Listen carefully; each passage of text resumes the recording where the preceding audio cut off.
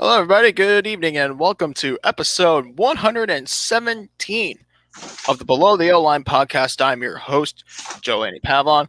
Alongside me tonight, I have colleague Justin Hebert. And we do apologize. We're not live yesterday on Monday, but from this week to next week, I just feel like, the Stanley Cup Finals are on. Let you guys enjoy the game, and we'll meet on Tuesday. And plus, of course, we got the holiday coming this weekend, so you guys enjoy it.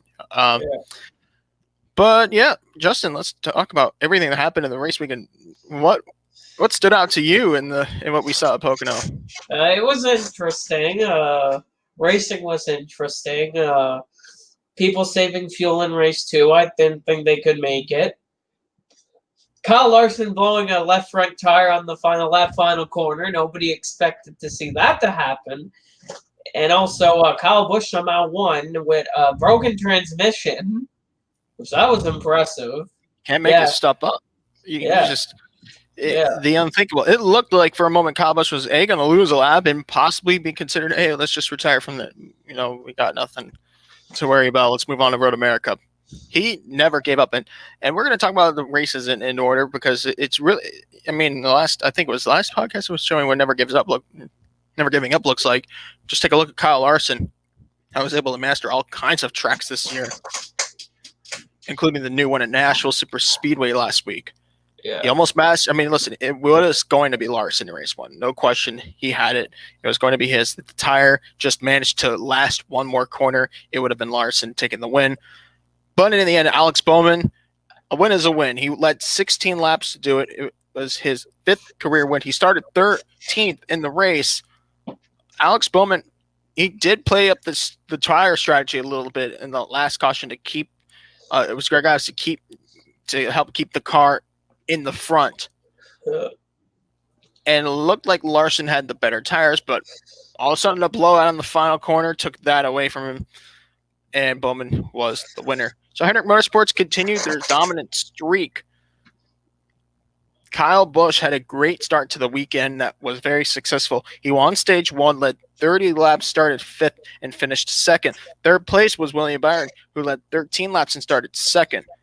4th place, Denny Hamlin, led 11 laps in car 11. I thought he was going to be the favorite, at least in one of the 2 races this weekend. It wasn't meant to be, but he definitely managed to keep the car in one piece. He started 10th and brought it home in the top 5. And Ryan Blaney, who started in the back, well, not almost in the back, 27th, back half of the field, managed to complete the top 5. Very good run for Ryan Blaney. And remember, this was a track where he got his maiden win in 2017, which still holds to be the last win for Wood Brothers Racing to this day. 6th place, Kurt Busch, who won stage 2, needs good runs like this. Pocono is actually one of his better tracks, and he took advantage of that this weekend, to say the least. Kurt Busch led 12 laps, started in 8th to finish 6th. Joey Logano led 18 laps, started 4th, finished 7th. Kevin Harvick started 3rd, brought it home in the top 10, 8th place. 9th place, as we mentioned, Kyle Larson. He did lead 15 laps. Started first with the Metro qualifying system, but of course, as a result of that accident, well, it was a crash, of course, with the blown tire. He had to, his team had to pull out the backup car for race 2. So already Larson had a deficit that was working against him going into race 2, not just the fact that he lost race 1 with the tire blowout. And 10th place was Brad Keselowski, who started 10th. We're going to talk a little bit about Brad in a few. Let's just keep the race discussion going for a moment. How about 19th place, Michael McDowell, who led 5 laps. He started 17th. His 19th place finish was good enough to put him in the front row for race 2. And Ross Chastain, who led 10 laps and started 6th, fell out of the picture in 33rd. So now that was Saturday. I think Saturday was more or less get used to the cars. Let's try to understand the track and then start racing each other, because you really have to learn the track first to Pocono. You know why they call it the tricky triangle? Because it's tricky. Each turn at Pocono Raceway represents 3 different racetracks. Yeah. First turn is Trenton Speedway. Yeah. Second turn is Indianapolis Motor Speedway, and the third turn represents that long, bumpy corner that the drivers face at the Milwaukee Mile with the really long straightaways. So really, you're maxing out RPMs.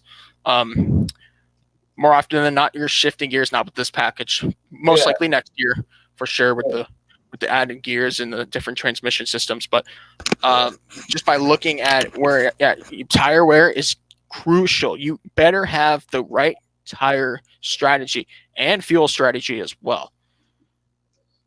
Yeah. So the drivers are they're juggling a lot.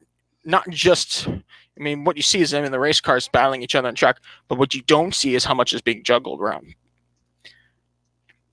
Race 2, let's talk about race 2. So this is Sunday. So round 19, round 18 was Saturday.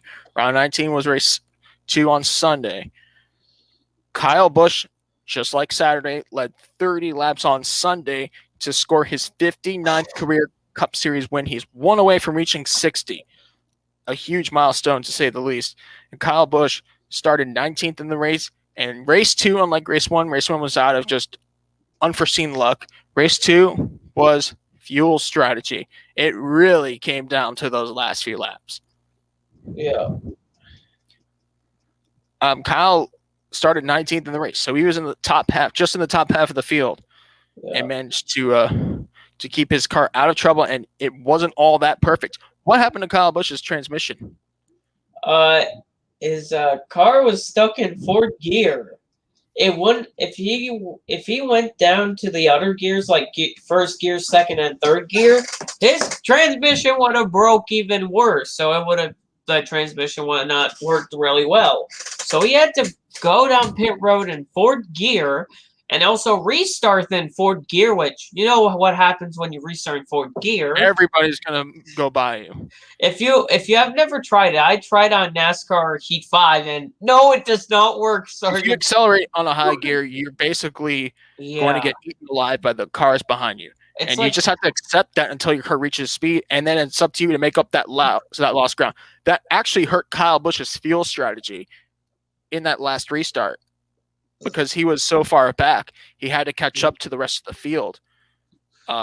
Acceleration does make a huge statement, and it's a huge deal. If you cannot go up the gears, and even if you're missing a gear, which happens at times, those restarts when you go up from first to fourth, it can make or break your race. And luckily, no late race cautions got in the way for Kyle Busch. If this race had cautions after cautions, Kyle Busch would have had no chance. Yeah. And it had to come down to fuel strategy, or Kyle was not going to win it. But he stayed in the fight, despite some of the on-radio humor. You hear him singing the Eagles song, Fly Like an Eagle, on the radio. That was funny. But he kept a good demeanor in the race, and it showed. A great outing for Kyle Busch, his 59th career win. And one of my predictions going into the season is we will see Kyle Busch reach win number 60 in the Cup Series, and here we are. We'll see. One more win. Yeah, he'll just have to try for it. He's got some good tracks coming up, too. Well, he'll have to fight Kyle Larson, because Kyle Larson... That's the thing, though. The Kyle Larson is really the barrier between everybody else in victory lane. Yep.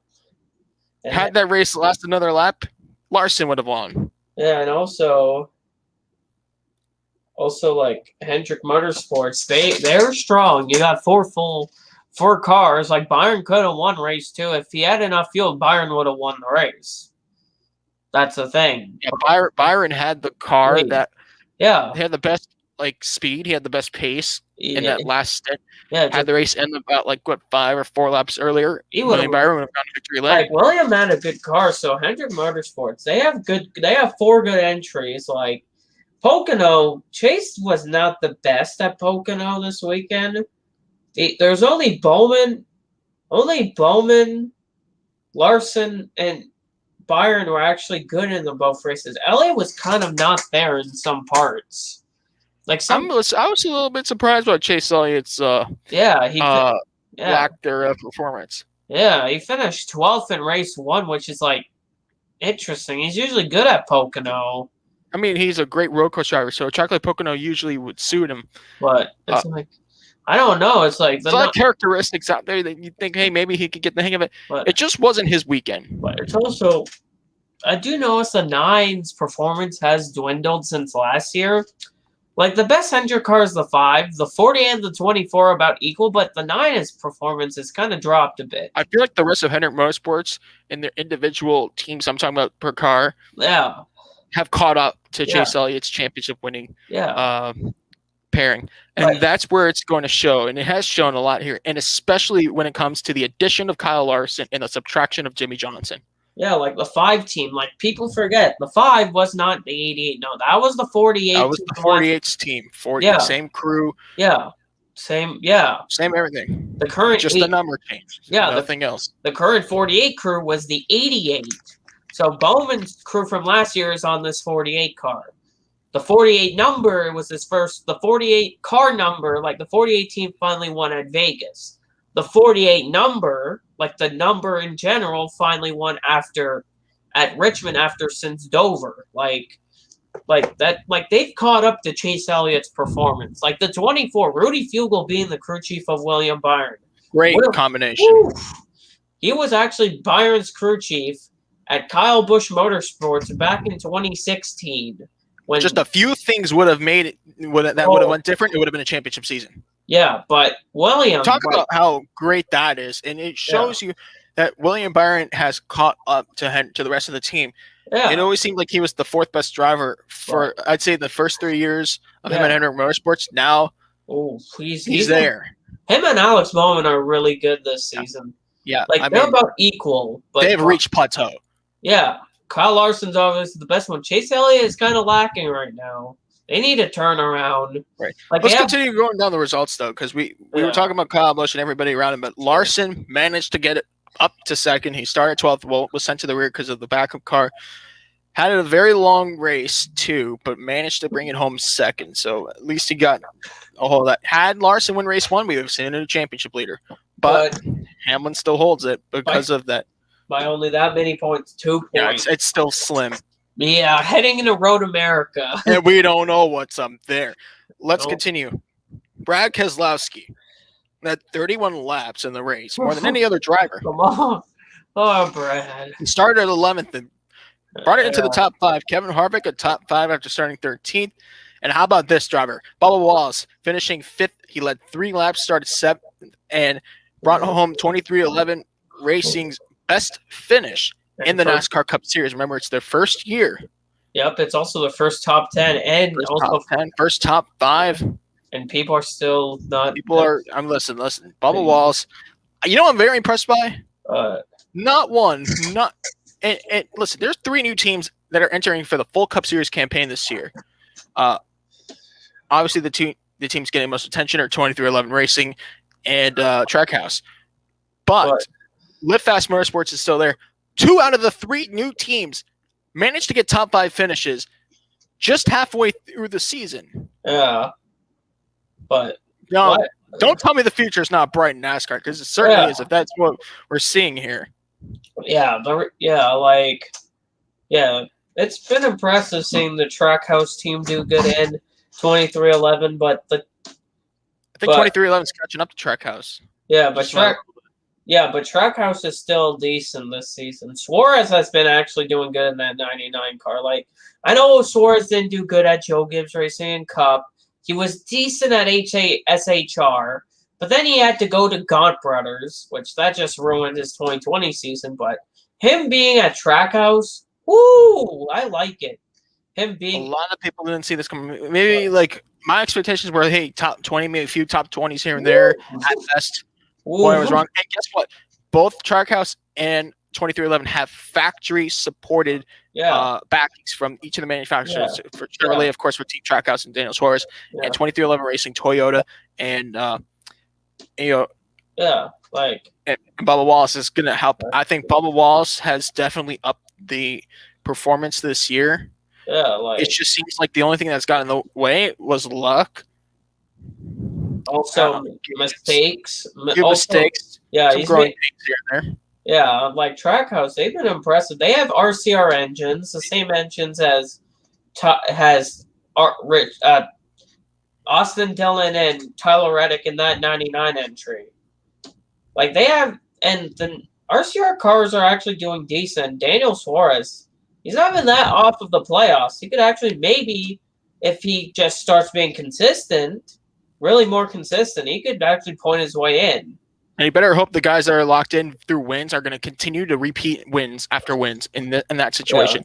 Otherwise, the case will go against Suarez's cause, as would be for a driver like Bubba Wallace and Felix. We're going to discuss that maybe a little bit later in the year, obviously, because we're not just there yet. We'll keep that playoffs discussion when we talk trucks, but because we're only we still have many races. Yeah, we still have many races for Cup until the playoffs. No, we're not NBC talking about definitely Xfinity too. Yeah. I think Xfinity has the longest amount of time before their playoffs start. Yeah, it starts between the 3 series. Yeah. Professional levels. Let's continue the results, though. Ryan Blaney is 6th place finish. He had a great weekend in terms of average finishes. Alex Bowman, who led 18 laps, brought it home 7th. Yeah. Ryan Preece, 8th. A great run for Preece. It seems like Preece is just having the time of his life. Yeah, that's it. Yeah, even without a charter to be locked into every race. And with question marks in 2022. Yeah, but still, good run for Ryan Preece in the 37. Absolutely. 9th place, Tyler Reddick, and 10th place, Joey Logano rounded out the top 10. Martin Truex Jr. won Stage 1, led 19 laps in Car 19, and started 3rd. He finished 11th. 12th place, William Byron won Stage 2, led 22 laps. He was also close to the win, but fuel beat him in the end. Byron started 18th.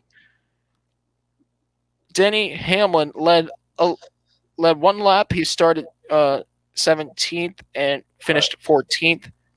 Michael McDowell led 7 laps after starting 2nd. He finished 17th. Chris Buescher led 6 laps, started 1st and finished 19th. And Christopher Bell, who had an issue in the race, led 3 laps and finished 32nd. Yeah. So that's all she wrote for Pocono. Let's take a look at the championship standings and just look at the top 10 because we've got many races to go here. After 19 rounds, Denny Hamlin's points lead, like I said, from a little over a month ago, almost 100 over everybody else, to now just 2 over Kyle Larson. 761 for Hamlin, 759 for Larson. But you go all the way down to 690 points for William Byron in 3rd. 4th place is the highest Ford in 4th with Joey Logano at 651 points, 1 point higher than Sunday's winner, Kyle Busch, 650 points in 5th. Chase Elliott drops down to 6th. He has 633 points.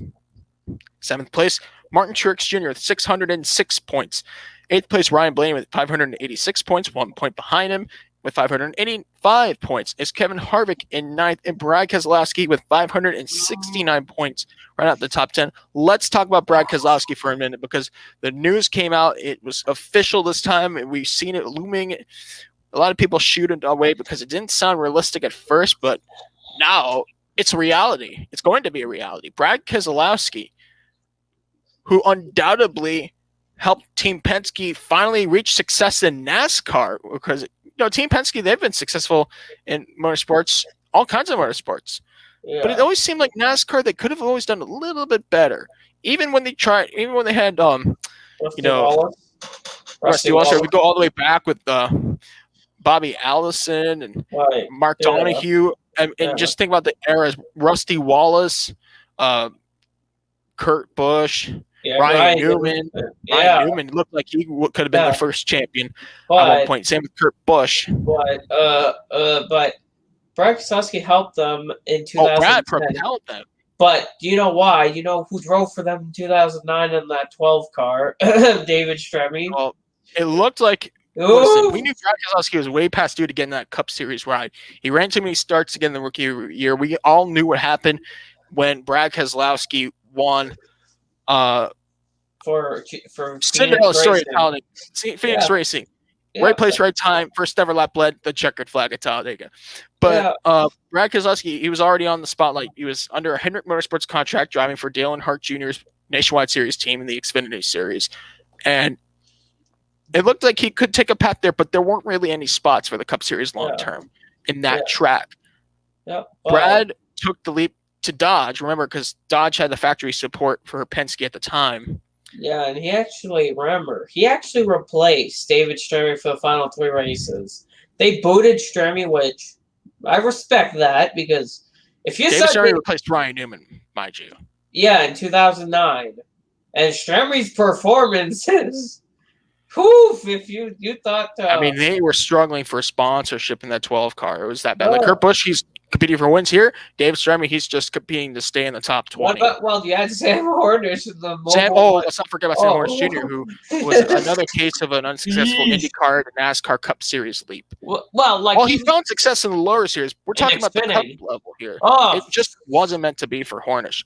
But that's the point where, Roger Penske was looking for successful driver number 2 at the same time while successful driver number 1 is given wins and all that. And that's where Brad Keselowski came into play. At the time in 2010, ironically, that was the final year it turned out to be that Cup Series regulars could compete for multiple series titles, primarily in the Xfinity Series, then the Nationwide Series. 2010 was the last year it could happen.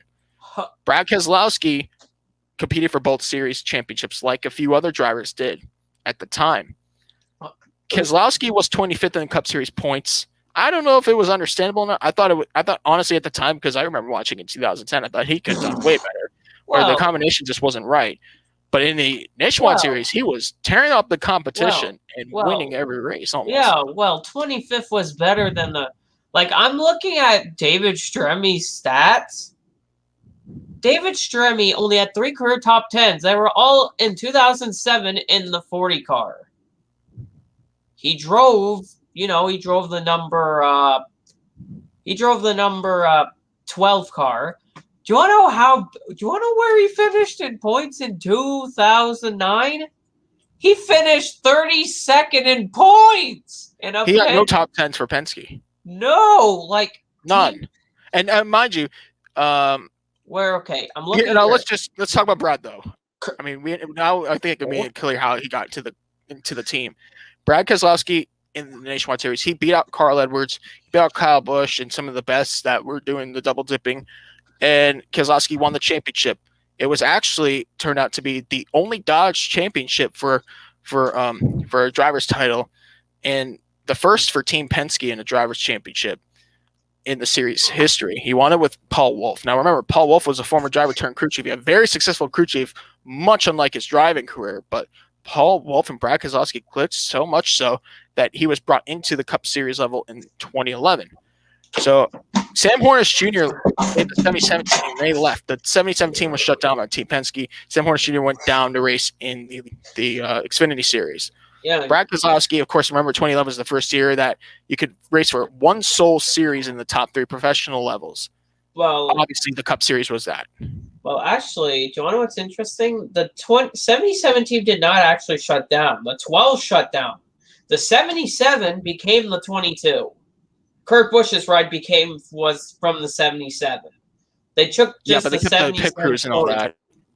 Yeah, and they took the owner points from that car for the 12. It was just a business exchange. But I'm just trying to talk about Brad here.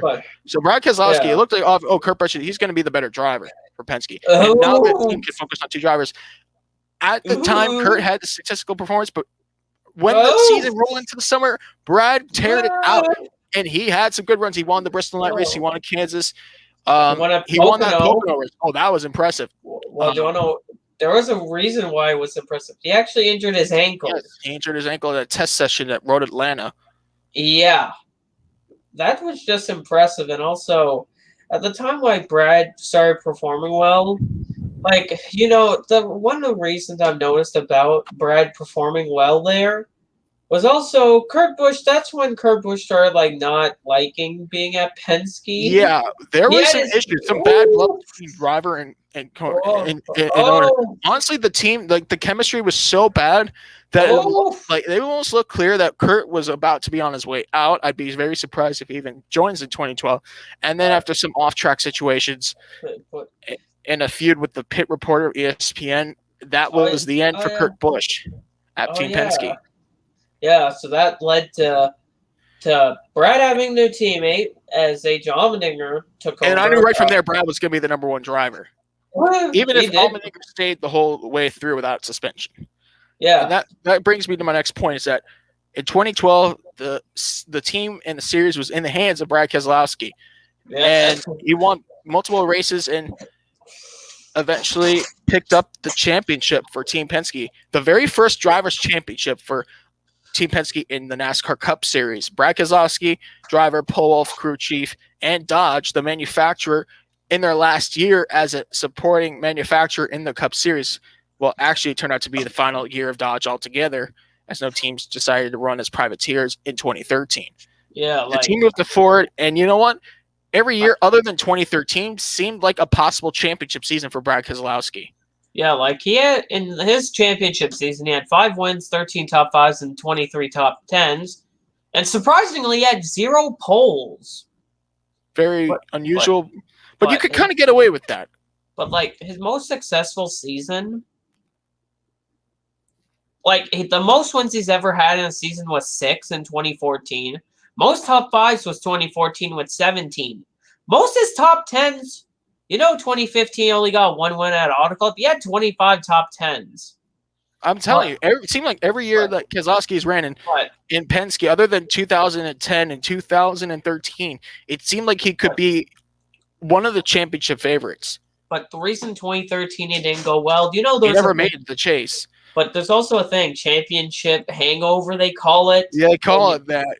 Yeah, it's like, that's what Brad basically had. Because, Brad's 2013 season was not the best compared to... I want to tell you about Brad for a minute here, Justin. Is that one thing I find very impressive is not only the fact that Keselowski had a championship hangover, but he started getting outperformed by Joey Logano, who was new to the team at the time. And not to mention, Joey Logano has helped Brad Keselowski stay up to par, and it seemed like it became an even playing field, especially years down the road when Ryan Blaney joined the party. And now it looks like Brad Keselowski, I think he might be ready to leave. The rumors came around last year when we knew Jimmy Johnson was going to have 2020 as his final season. Yeah. That Hendrick Motorsports ride he was going to drive, that he was driving in for all those years, was going to be up for grabs. What? I thought that the best possibility would be Brad Keselowski. A lot of people did. But then he announced that he had an extension for 2021. Just 1 year. Yeah, for Penske. Brad. Yeah. Well, now, I want to discuss that, of course, we knew it eventually went to Kyle Larson, that seat at Hendrick Motorsports. But for Brad Keselowski, it looked like he finally felt content to move on.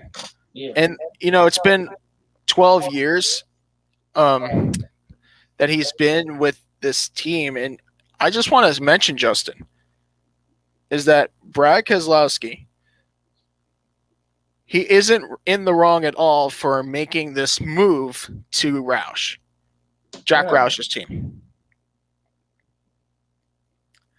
Yeah. I think, let's put things into perspective here. Brad Keselowski is about to move to a team that was once king of their manufacturer, Ford. That from the late 80s to the mid 2010s, they were the face of Ford in NASCAR. They had the sole best results from factory-supported Ford teams entirely. They had the best driver lineups and the best results, despite just 2 championships that came back-to-back in 2003 with Matt Kenseth and 2004 with Kurt Busch. Yeah, they had, in the inaugural season of the chase, they had all 5 of their entries were in. That was 2005. Or it's close enough. That's 10. That's half the field consisting of Roush Fenway Racing.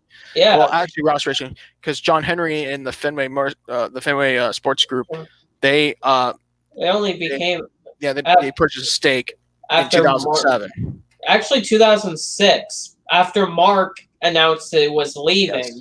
Mark announced that it was going to happen. It eventually happened twice, 2 farewell tours. But that's when he went to MB2 Motorsports or Ginn Racing, that team that. Which morphed to Dale Earnhardt Incorporated. We're not going to go there yet. But here's what I'm trying to talk about in terms of Roush Fenway Racing here. Is that if you look at how the Fenway Sports Group came into play, it looked like it looked like a good investment, and it was. But the thing is that what I was going to mention here is that eventually poor connections and poor results started to kick in. Oh, And the problem that happened with, I think, Roush Fenway Racing, and let's just look at the total of race wins, 328 across the top 3 professional series plus 4 from the ARCA National Series. I mean, 137 Cup Series wins and Xfinity Series win, both 137 in the top 2 series, 50 flat out in the Truck Series. I mean, you get well, the numbers up and just look at how like in 6,000 races combined in the 3 series plus ARCA. And let's not forget they had a great sports car team too. They invest big. Of course, they work Ford. Ford works with Roush hand in hand for years in their sports car development. Just by looking at how everything has went together, there has been some declines because I started watching NASCAR in the early to mid 2000s and was committed by the end of the decade. But at that time, there was no talk about Ford without Roush Fenway Racing. There was no talk about successful teams without Roush Fenway Racing and successful drivers that came from the camp as well. Also, just to note, the fact that they only won 2 championships still sounds surprising to me. Just thinking about it now. Yeah, like. But also, they had different programs, different business models. If you look at the situation that happened at the start of the 2010s, Jack Roush he looked to just temporarily shut down the Truck Series program. Yeah. It was not going well in terms of funding. Remember, Colin Brown was a development driver who was in car racing. Yeah. He did right in the Truck Series, picked up the win at Michigan of all places, but it looked like he preferred the sports car outing. Jack had that going on. So Brown took that route. And the Truck Series team shut down. Yeah, like first ever year without a Roush truck team in the series history was 2010, and I thought, maybe it'd just be a year or two because I remember watching it at the time. I was a kid. I was about 5th grade. I was like, okay, Roush will maybe be back. And Ford didn't have any good representation for a few years in trucks. Not until Brad Keselowski, of course, in the coordination with Team Penske, went from Dodge to Ford. Yeah, like for quite a while, it didn't look like Ford had any representation or good representation in there. But so I was thinking, okay, they're going to come back. They never came back. No, they to this day, 11 years later, they haven't returned. Like they ran they've ran Xfinity for years. This is where I get even more surprised to see that their Xfinity program shut down. And when they shut down after 2018, I thought, okay, this is worrisome. And it doesn't matter who drove what in the years that preceded their shutdown of the Xfinity program. Just the fact that they weren't even there at all made me question how much longer will this apply to the Cup Series. And that's where I think Brad Keselowski comes into play. Because now we have someone who is willing to possibly take the throne. Because, let's really face it here. Jack Roush, he's 79 years old. Yeah. And Brad Keselowski, he's 36. Yeah. Brad Keselowski could be the definition of a bright future ahead for this program. Yeah. And that really tells me that we could help find this team revive. And Brad has been loyal to Ford since Team Penske switched to them in 2013. He's been a great representation of Ford. I think there's a lot of similarities of Ned Jarrett, the kind of nobility between, personalities and just how they represented Ford. Ned Jarrett was kind of like that when he was with Ford. Okay. But let's go to the present day, because I know we've been on to this for quite some time, and we do have a lot of left in this podcast. We're 34 minutes into this, Justin. But I want to mention, right now, present day, there are just 2 teams in the Cup Series for Roush Fenway Racing, with 2 drivers that have very well experience between Ryan Newman and Chris Buescher. Obviously, we know the charter system is just 2 charters for the team. Yep. Going into next year, what do you think the scope will look like for Roush Fenway Racing? I don't know about Roush because, the thing is, Newman signed a 3-year contract after 2018. He signed a 3-year contract for 2019 to 2021. It's supposed to end this year, but Roush doesn't even know if they're going to keep him. Chris Buescher, they said that they're most likely going to keep him for next year, but it doesn't. We don't know if Newman's going to stay or not. That's the thing. And that's the reason. And that's the reason for why Keselowski is moving next year to Roush. There's that's the main question that's in the air. If they're gonna keep Newman for next year with Roush, where's Keselowski gonna go? Because his contract with Penske ends next year. It actually ends this year. We got to talk about Penske in the missing seat next year in just a few. That's going to be a very juicy subject. But okay. Let's stay in Roush for a minute.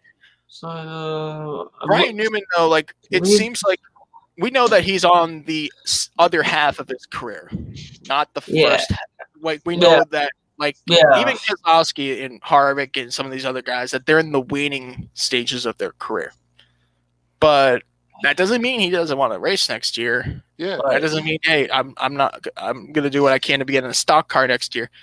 Let's think a little more about why that is. And I think Ryan Newman has some motivation left. It's been a while since he's gone to victory lane. He's definitely persevered after last year and the horrific crash at the Daytona 500 when he nearly took the win. But I'm gonna put this together and say, if Roush expands and buys a new charter, finds a way to lease a charter just for next year, does that give Ryan Newman one more year in the seat and Brad Keselowski in the permanent seat? It all depends because I don't know. It just says because according to J-Ski, it says for Leaf to sign a 3-year contract expiring at the end of 2021. It says could push Newman out if he wants to continue racing. But where's he going? That it doesn't say about him. Because his contract ends this year in 2021. He didn't sign any new contracts. And it says Keselowski's only has this year with Penske left on his contract. Or think of it another way. If Ryan Newman decides to leave Roush, there can be an open seat for Penske and he could go back to his old team. Is that a possibility? Even if it's a 1-year deal. Yeah.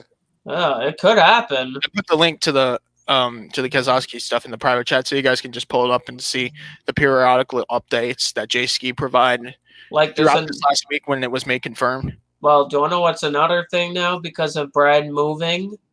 Do you know what's another thing now with Brad Keselowski moving to this thing? It says that this could possibly happen where Matt DiBenedetto stays at the Woodburst. Cindric moves to the 21.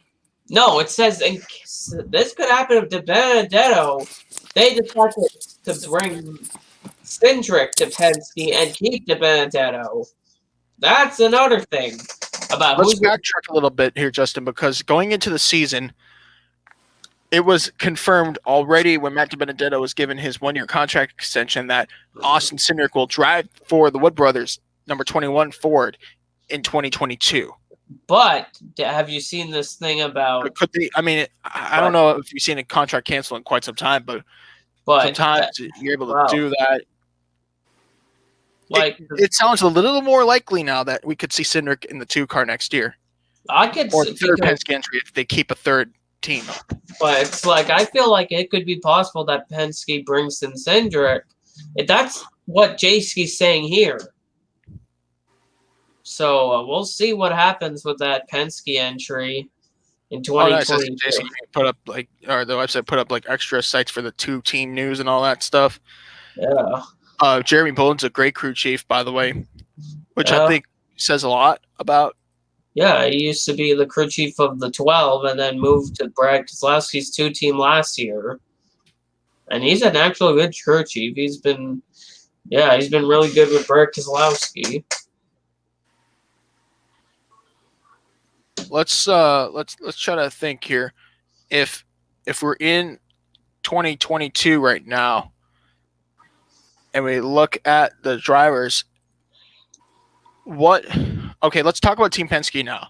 So I was talking about how Brad Keselowski helped lift Team Penske into NASCAR. Now, we knew they were successful in NASCAR for a long time, for decades. before Keselowski stepped foot in the team. But they still had 0 championships. I mean, let's not forget, just 2 years before Keselowski's first full-time entry at Penske, Ryan Newman finally got Team Penske their first Daytona 500. Not even Rusty Wallace could do it. In fact, he had 0 in his personal career. But wait, 0 what? 0 Daytona 500 wins. Oh, I thought you said championships. I'm like, no. But Rusty had one championship, but it was not with Penske. No, it was with the number 27. Trying to remember his name. But he drove for the 27 team back in 1989. Right, and Rusty Wallace eventually moved to Team Penske in the 90s, and and just by looking at, by the way, Wallace won the title with Blue Max Racing. He switched to Penske in 91. They ran Pontiacs until 93, and then they've been with Ford, and other than their time with Dodge, they were with Ford ever since. But here's the thing, is that, like, you look at the drivers that went before Brad Keselowski, starting with the Rusty Wallace era. Car team, I mean, Mark Donohue, Bobby Allison, I think Rusty Wallace, and then Jeremy Mayfield. I thought Jeremy Mayfield could have stayed there even longer. But when they were Abraham saying, "Oh, screw you, Casey Atwood, we're gonna put Jeremy in your ride." Yeah. Well, Casey Atwood was not doing the best ride. Right, but he never really recovered from it. Let's not get over there, because that would be a whole new discussion. We already have 2 branches open now. But the thing about, then one reason, it was probably because in 2002, Ryan Newman came into that number 12. Oh yeah, that's why they took out Jeremy Mayfield. Ryan Newman, he was hot. I mean, off the bat, Ryan Newman, he got his first pole, I think, in his first start. Yeah, he did. Say what you want. He did crash a few laps into the race, but still. Yeah, when you finished second to Jeff Gordon as a part-time driver too. He was not even a Rookie of the Year contender yet. Nope, he was part-time. He started. Was he really? Yeah, he started out in the 02 entry, which was an extra Penske car. Right. For 2000, 2001, and then 2002. That's when he became full-time the number 12 for Team Penske. For the Penske team, number 12, which he replaced Mayfield in the 12 when Mayfield moved over to Ray Evernham's number 19. But, Ryan Newman, his career at Penske was better. It wasn't good. He had a good career at Penske. A lot of people said right off the bat that Ryan Newman could be the future of that team. He might be the first driver to get them that championship, because at that time Rusty Wallace's career was in its final years.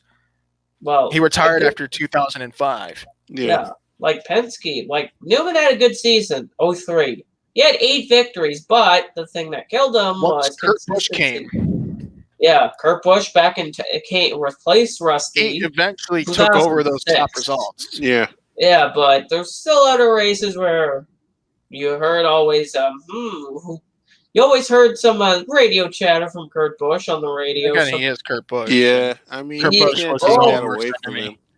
Roger Penske kept getting mad at him on the radio, telling him about different things. So yeah, it was a bit of some years Kurt Busch just was not running the best. Some years were decent. Some years were just not decent at all. And then, of course, 2007, they gave it to the open-wheel to NASCAR Transition Brigade by bringing in Sam Hornish Jr. and that extra team. Man. That's 77. Never worked. And you know what? David Stremme then replaced Ryan Newman a year after Newman won the Daytona 500, his final win at Team Penske, ironically. And they plummeted. That's how Keselowski got into the team, and that's how eventually it helped he helped propel Team Penske to where it is today. And I know they're going to have good mutual respect on and off the track, but I think Brad Keselowski, the owner, let's just take a look at some team owners here that were drivers in the past. I'm going to include Trackhouse here because Justin Marks was a driver a handful of years ago. Whether or not it was full-time or part-time, he was still active as a driver in NASCAR. Yeah. Now he's a team owner. Denny Hamlin, he's part of the reason why 2311 Racing is there. Owner-driver as well. We know Dale Earnhardt Jr. I mean, it's been about 4 years since he last raced in the Cup Series, but it's looking like But people want to keep the Junior Motorsports Cup Series conversation alive, so I will too. But Dale Jr. does drive still in Xfinity some races. Right. But you also got other teams. I'm trying to think in my head. Who else? Here,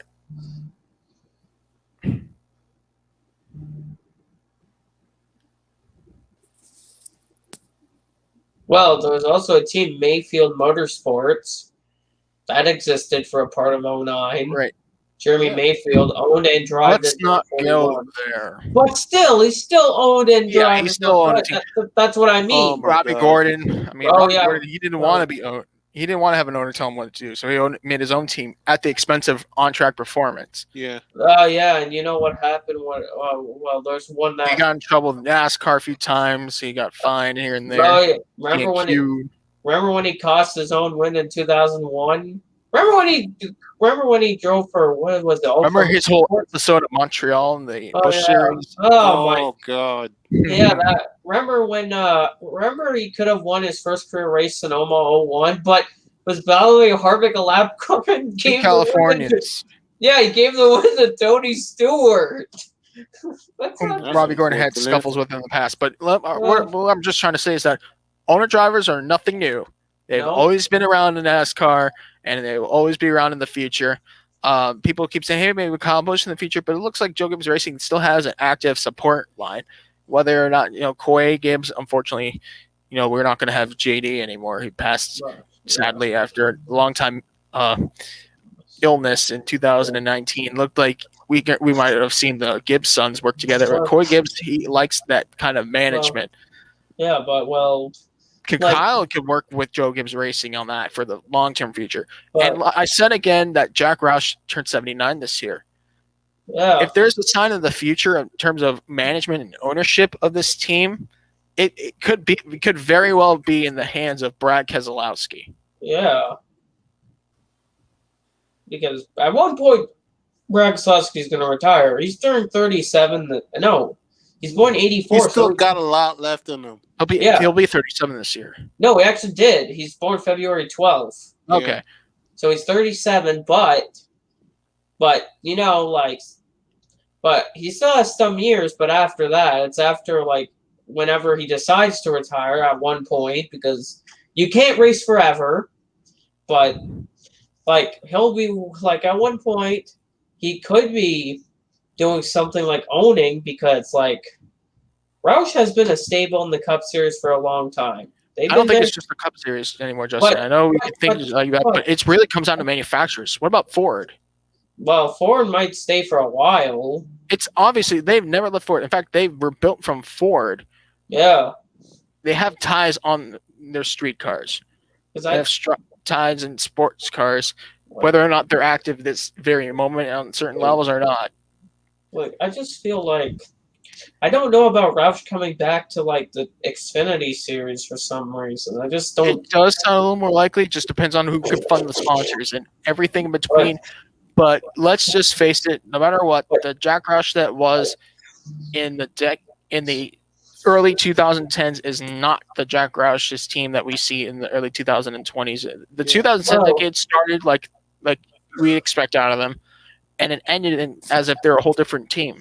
2014. Let's just say the momentum just stopped with Jack Roush in that team. Yeah, and now I think it's time for a revival, and that's where Keselowski comes into play. I think we need to go ahead and talk about some of the other series now, but definitely keep your eyes out on the silly season news. It did really start this week when we heard about the confirmation of Brad Keselowski becoming a co-owner of the team. And let's not rule out LeBron James either.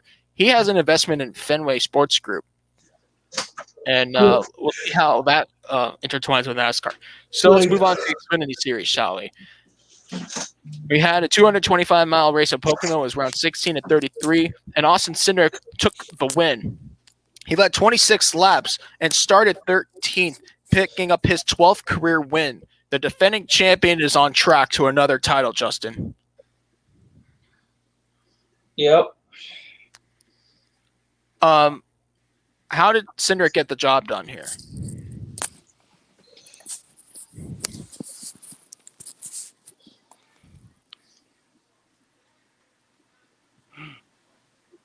Looks like we're losing connection with Justin. But what? Whoa! I was zoned out. How did Austin Cindric get the job done?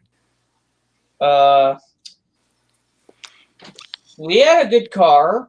He had a really fast car, a good pit strategy to prevent.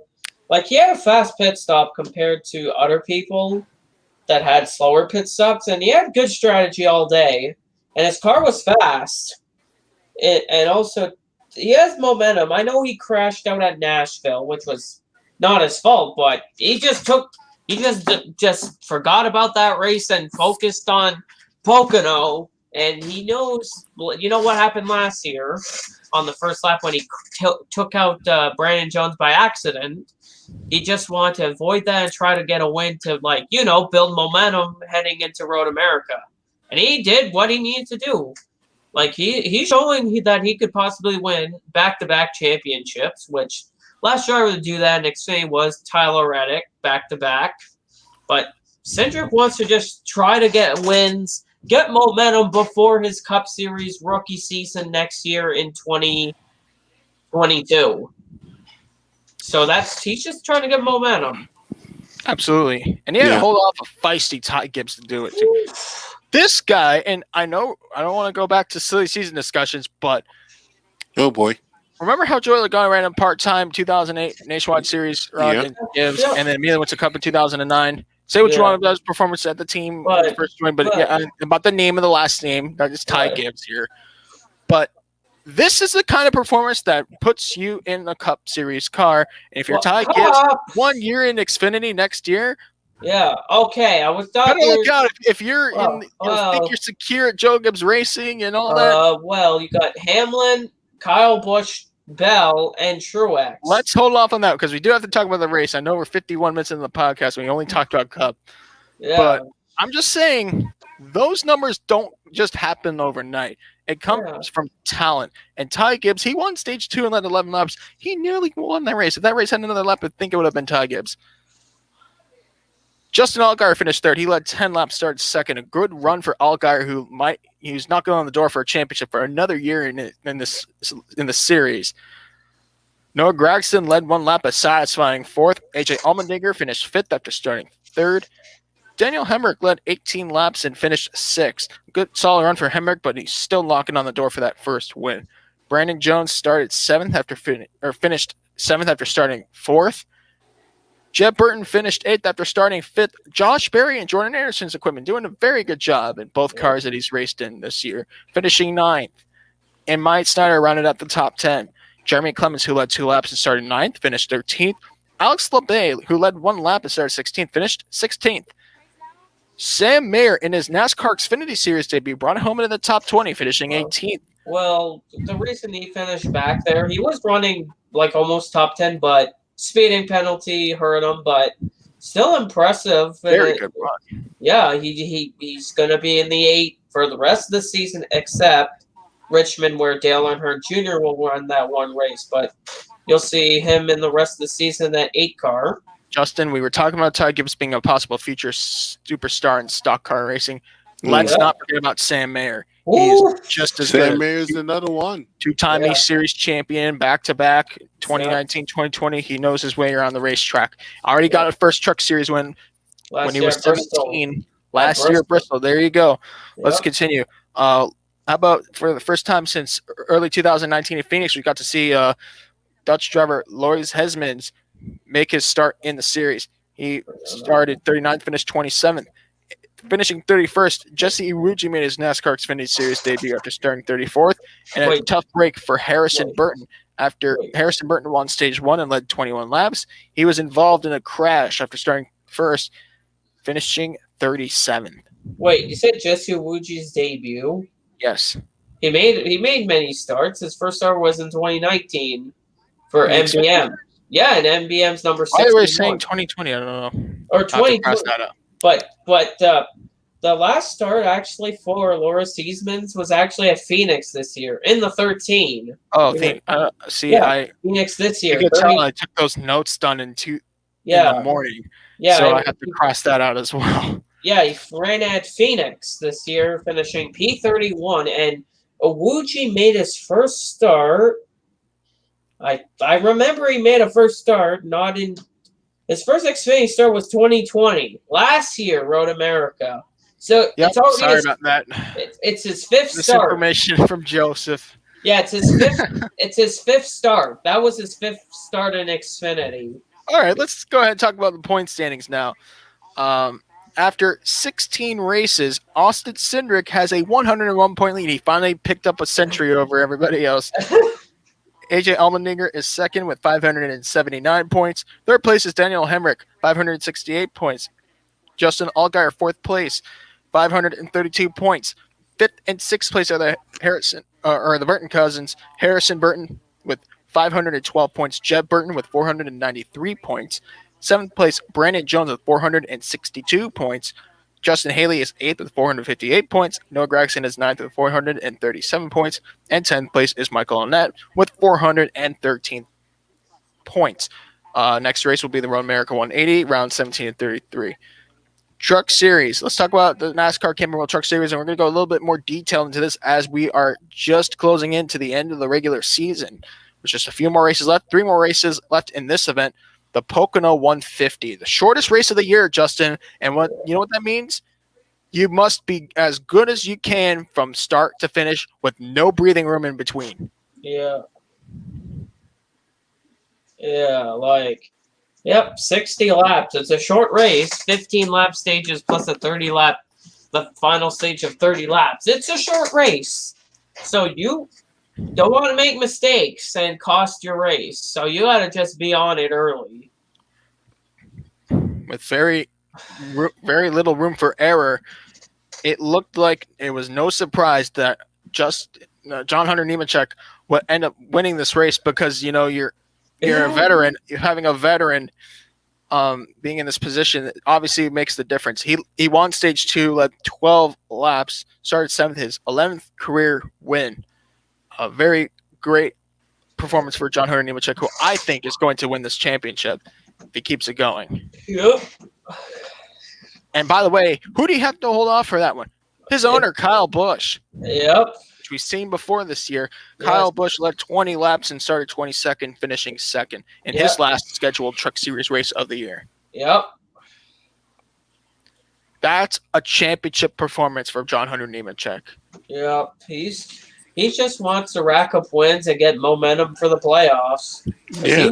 He's trying to get a championship. He wants to get that championship so badly.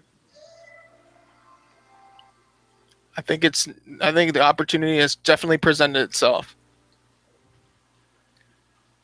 All right. Third place, Sheldon Creed led 3 laps and started 10th. A good run for Sheldon Creed, that's for sure. This track kind of favors him, with all the off-road racing in the background and road course experience that he's got in the bag with this kind of track. Tyler Ankrum, a well-needed 4th place finish. It's not going to be enough to propel him, but he needed the 4th place for sure. Austin Hill started 4th, finished 5th. Matt Crafton started 5th, finished 6th. Todd Gilliland, who started first, led the first 4 laps of the race, finished 7th. 8th place, Zane Smith, who won stage 1, led 18 laps and started 2nd, finished 8th. 9th place, Ryan Preece, started 8th. And 10th place, Derek Kraus, who started all the way back in 24th. Yep. 17th place, after leading 2 laps and starting 3rd, Ben Rhodes had a bad end to the race, finishing 17th. Lawless Allen, how about Lawless Allen? Give him some credit. Career best finish of 20th. Yeah. And Todd Peck, who led 1 lap, finished 29th. But Lawless Allen did a great job out there. Yeah, driving for Josh Rayome's number 34 entry, 20th in a back marker truck. I know that people say, oh, it's not that good, but this equipment is not the best, just saying. Just keep it between the walls, and you never know. Someone say he wins you the race. Yeah, like Lawless Allen, he has decent talent. All he right. drove for McAnally in the West Series before. All right, so the next race will be not this weekend, but next weekend with 2 races left in the regular season, round 14 of 22, the inaugural Knoxville 150 at the dirt track in Knoxville, home of the famous Knoxville Nationals on the 7th or the 9th of July. Yep. So because we have 2 races left in the playoffs, I decided to format this out a little bit differently because we are to the end. Yeah. So there are 10 possible seeds to get into the. Yeah. Okay. All right, of the 10 seeds that are that are capable of being reached, there are a total of 19 different drivers, whether they're locked in or not, in total that can make it into the playoffs. Of those drivers, the drivers who are locked in, the top 5 in the playoff standings, based off of wins and points, Hunter Nemechek leads that 575 points, 5 wins. Second place, Ben Rhodes, 2 wins, 489 points. Third place, Todd Gilliland, 1 win, 408 points. Fourth place, Sheldon Creed, 1 win, 406 points. Fifth, based off the premise of locking in off 469 points and 0 wins, is Austin Hill. Yep. Now, there are 5 more spots to be gained. Mathematically, Zane Smith isn't locked in yet, but it's very likely, more likely than not, that if he has just another good run like he usually has, he'll be in definitely before Watkins Glen. And, it's not easy. We had Pocono. We're going to a dirt track at Knoxville, and we're going to a road course that hasn't been visited in 21 years at Watkins Glen. Yeah. And that's the end of the regular season. Yep. You better get your game on, and the odds are against you, whether you like it and you're ready or you're not. Yeah. It's going to be exciting to watch. If you're not familiar to watching the NASCAR Truck Series and you're not working on a Saturday, give the Truck Series a chance. Yeah. Like, another thing, like, after, like, there's so, like, right now, like, if people are wondering who's close on the bubble, 9th place in points in the playoff standings. You got Carson Osvar, rookie Carson Osvar, P9. Chandler Smith is 10th on the bubble, ahead of Johnny Sauter, who's 11th in points. Yeah, Johnny Sauter. Just hearing his name in 11th. That's not usual. No, you're talking about this driver. A former champion. Yeah. And he's currently back in 11th place. Pocono was supposed to be the race that helped him in the standings. He didn't even last a lap. By the way, let's just talk about 6 through 10. Zane Smith, he's pretty much almost about to be locked in, depending on his performance at Knoxville. Even if not, he'll probably get in at some point in the Watkins Glen race, based off a stage or 2. Matt Crafton is 7th seeded right now. He's also pretty good in the points. Yeah, he's plus 109, which is good. After that, Stuart Friesen's the next guy after Crafton and Stuart Friesen. Going to Knoxville. He's a dirt racer. Better watch out. Yeah. Then you got, this is where it gets interesting. Carson Hosvar. He's a rookie in the season. It's his first full-time season. Driving for Nice Motorsports. He can do good. He's decent. He just has to have 2 good races. Then the last person, 10th place, Chandler Smith. He's 31 above of Johnny Sauter. Chandler Smith, he's a good driver. But remember what happened at Bristol Dirt. He didn't end the race. He had to run all the laps. And then he's going to Watkins Glen. He's never been to that track at all. Neither has anybody. But then this is where you got Sauter, minus 31. Sauter's not been good on the dirt tracks. And then you got a road course at Watkins Glen that Sauter's never ran a truck here. So that's going to be interesting for Sauter. Then you got Tyler Ankrum, minus 33. Tyler Ankrum, he has to do something. Yeah. Because Tyler Ankrum, he won a pole. Remember, Tyler Ankrum did win the pole at Coda. So he's decent on road courses, but it's Knoxville. Then this is more impressive. Austin Wayne Self is 13, minus 41. Austin Wayne Self. And he's driving for his family team, not factory supported by manufacturer. No. Yeah. That's an independent, really. Then you got. Then this is shocking. Derek Kraus, minus 55 in 14th in points. He has to have really solid races and possibly a win at this point. You got 55-point difference with 2 races left. Remember, he didn't do the best at. He spun into a crash at Bristol Dirt and Watkins Glen. It's a new track for him to race at. He needs a miracle. Right. Then you got Ryan Truex. Minus 86. He has to win at that point. Listen, Watkins Glen, if you want to predict a miracle, take Ryan Truex and Watkins Glen. But we'll have to see. It's going to be a long shot, but let's not shut the door on that. Then you got Haley Deegan, minus 95 in 16th. She's going to count on that Knoxville race ahead, I'm sure. Then it's her teammate, Tanner Gray, minus 115. It's a miracle. And then last, 18th in points. Chase Purdy, 141 back. He really needs a miracle. Same with Tate Fogelman, if he even meets the top 20 requirement. Yeah, Tate Fogelman is currently 23rd. Other than that, everybody else that we didn't mention has no chance at all to make the playoffs. It's a tight fight to get in.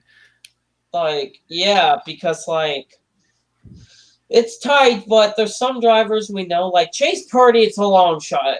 He's not been consistent. He's been running all over. You know what? I think this shows you how competitive the Truck Series really is, because you have such a mixture between the stars of tomorrow, the stars of the next few decades of NASCAR, the stars from the previous decades, veterans who are choosing the race here based off their decision to stay in the series, and just let's not forget how important it is, because you get so much TV time. If you do well, you're going to be seen.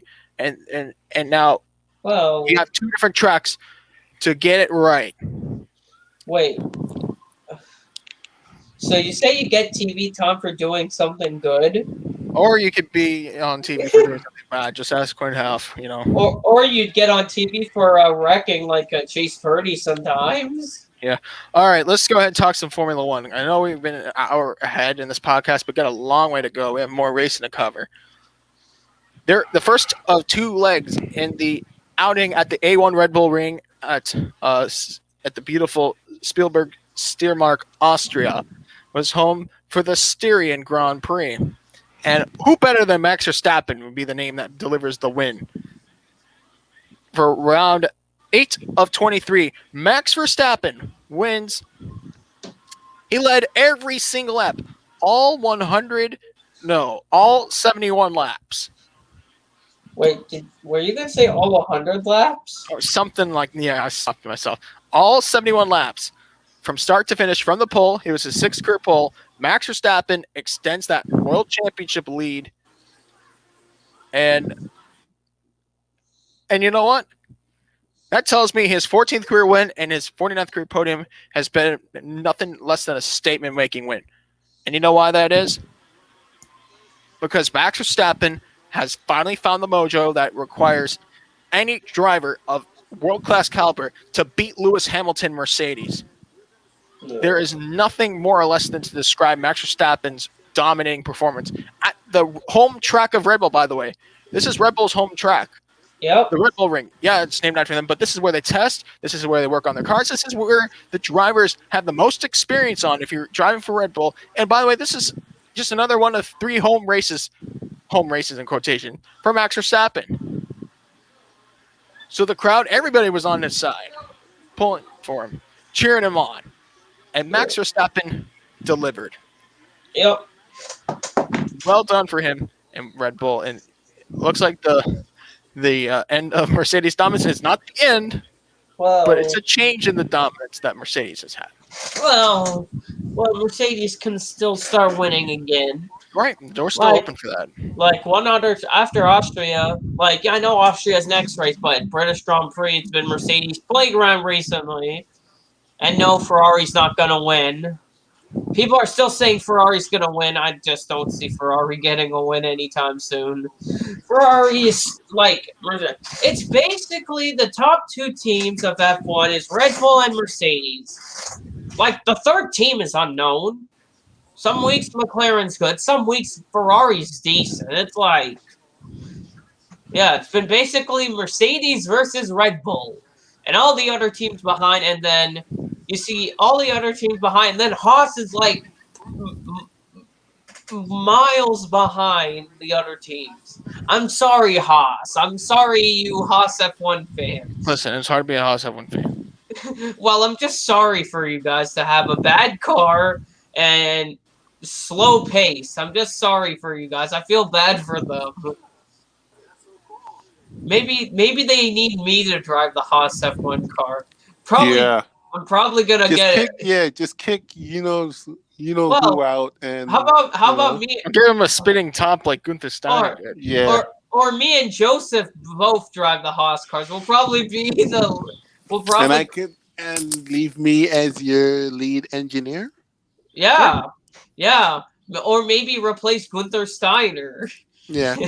And then I don't know how that Haas F1 team will go. Yeah, so Max Verstappen, led all the laps. All 71 laps was him. Lewis That was straight dominance right there. Yeah, then Lewis got second with the fastest lap, so he took softs at the end. No,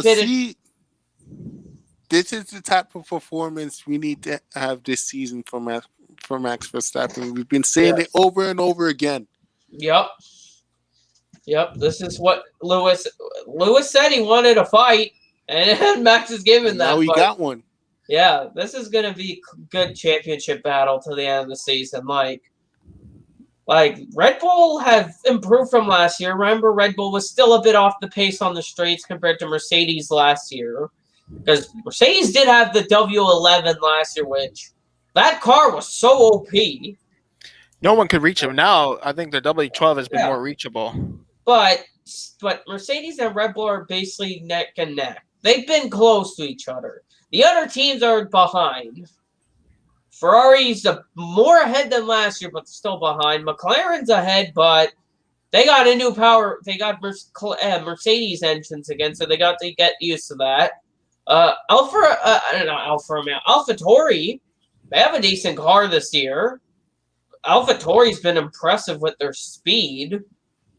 It's just impressive how the other teams are doing.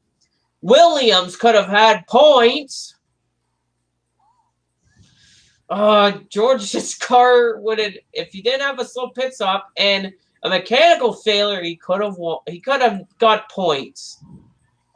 George. I feel bad for George Russell and Williams. So third place was Valtteri Bottas. He barely held on off Sergio Perez for a double podium for Mercedes. Fourth was Perez. Yep, Perez got fourth. And P5 was... Who got P5? Oh, crap. Not Perez. Lando got P5 a lap down. So, 4 finished on the lead lap. So P6. Carlos Sainz. So, double points for Ferrari. 5th and 6th for 6th and 7th for Sainz finished 6th. Leclerc 7th. Lance Stroll 8th. Fernando Alonso P9. Tsunoda rounded out the top 10 points. All right, let's talk about points real quick just before we continue the results. So double points for this race. Obviously, Mercedes, double podium.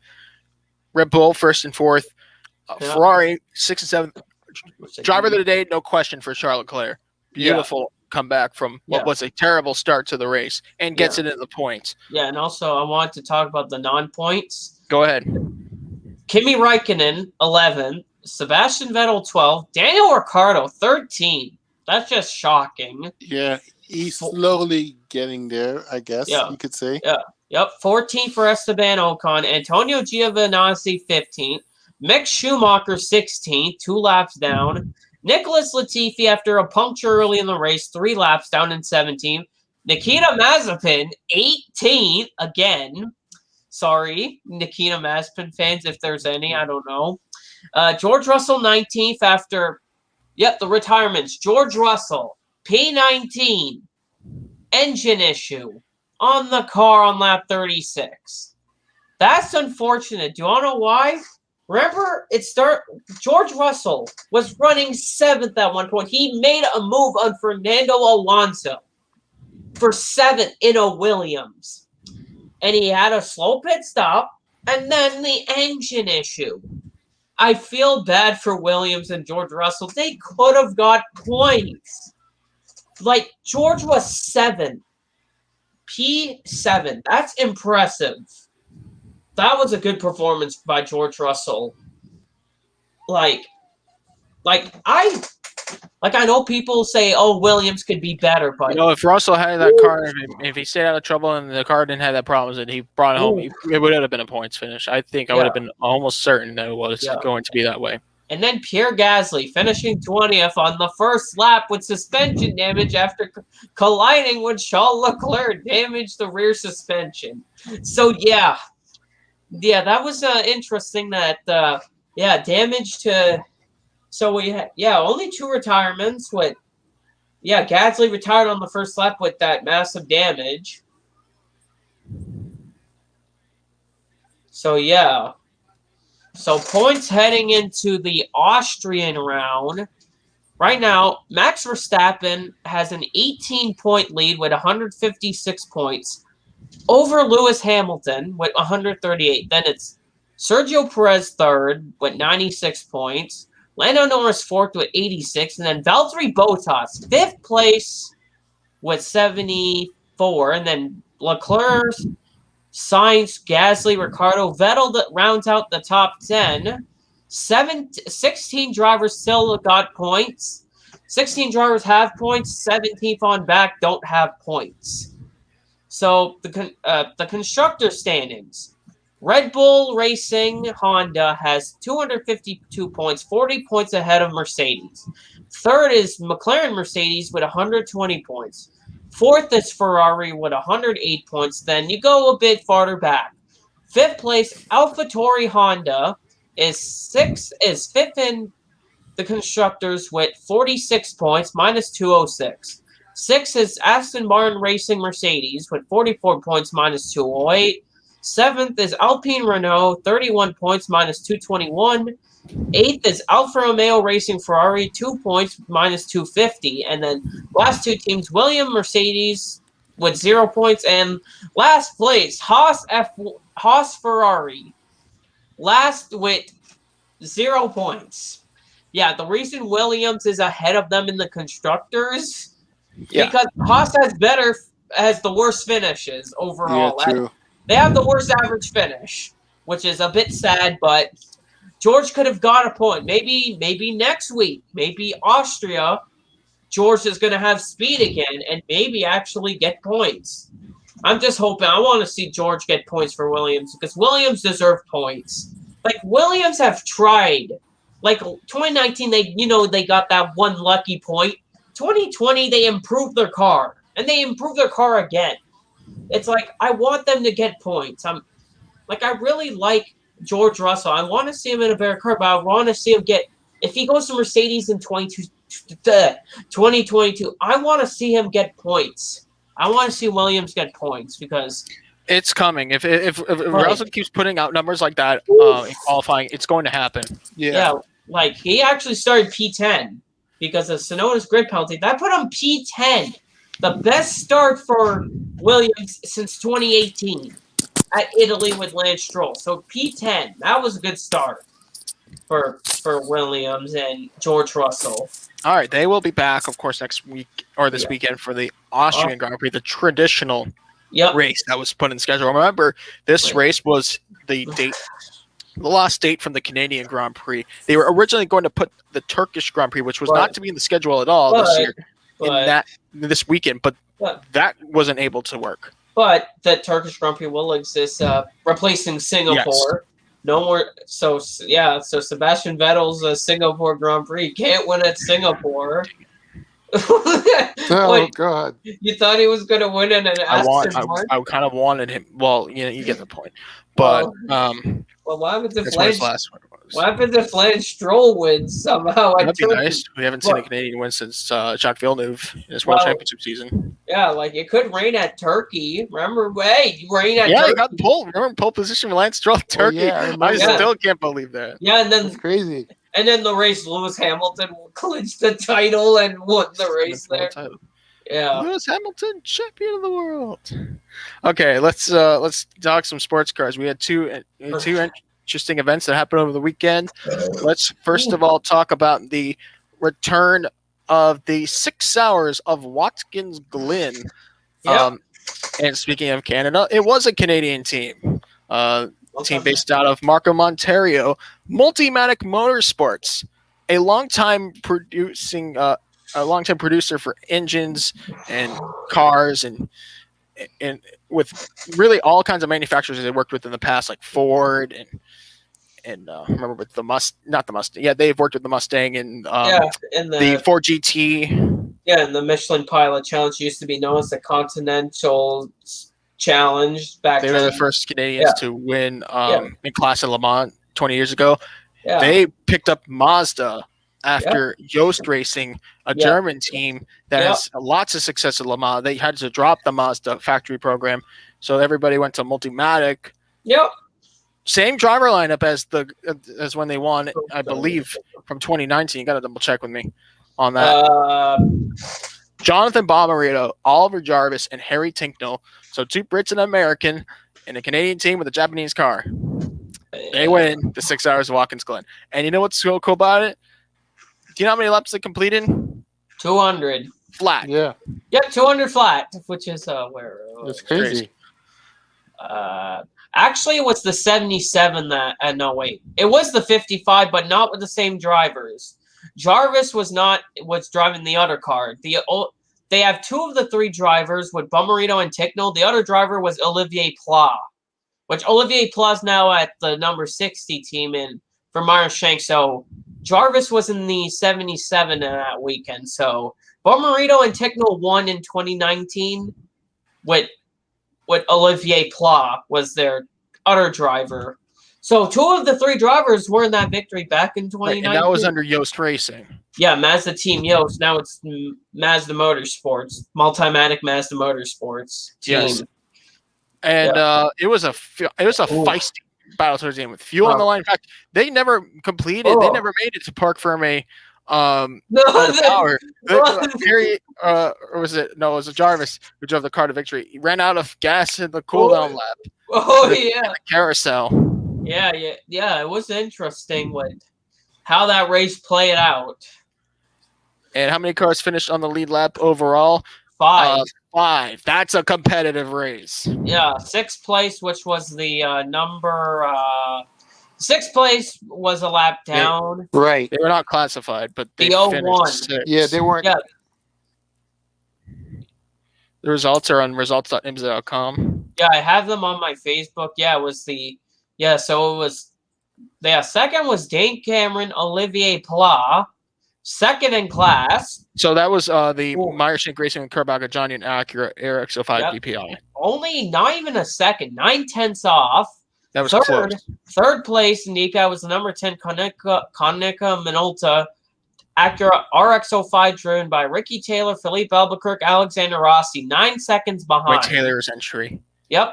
DPi 4th, the 31 Wayland Engineering Racing Action Express number 31 of Pippo Durrani, Philippe Nasser, Mike Conway, who finished a whopping 18 seconds behind.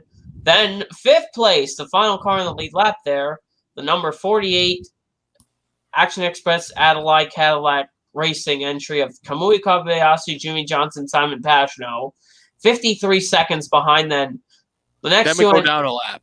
Yeah, 1 lap. 6th place was the number 01 Cadillac Chip Ganassi Racing entry driven by Ranger Van der Zee and Kevin Magnussen. Were not running, but they were there, but they were stuck in the gravel trap after. Yeah, they did not complete the final lap. That's the point. We would have had 6 on the last lap if the 01 finished the final lap. And then 7th in class is the number 5 JDC Miller Motorsports Mustang Sampling Racing number 5 of Tristan Vautier, Loic Duval, and Sebastian Bourdais. They were running, but they were. When the race finished, they were still behind the 01. They didn't call a lap down. So all the top 7 in the overall class finished overall in the DPi category and overall in the race. Now let's move on to the next category. The LMP2 class featured only Orca 07s, by the way, just to get that out of the way. It was the 8th overall, finishing 8th overall and winning that class 11. Was the number 11 Win Autosport Orca 07 with Stephen Thomas, Thomas Merrill, and Tristan Nunez taking the win All-American lineup. Well done for them. 2nd place in the in that category, finishing 9th overall, was the number 52 PR1 Matheson Motorsports Orca 07 with Ben Keating, Scott Ficker and Mikkel Jensen. Yep.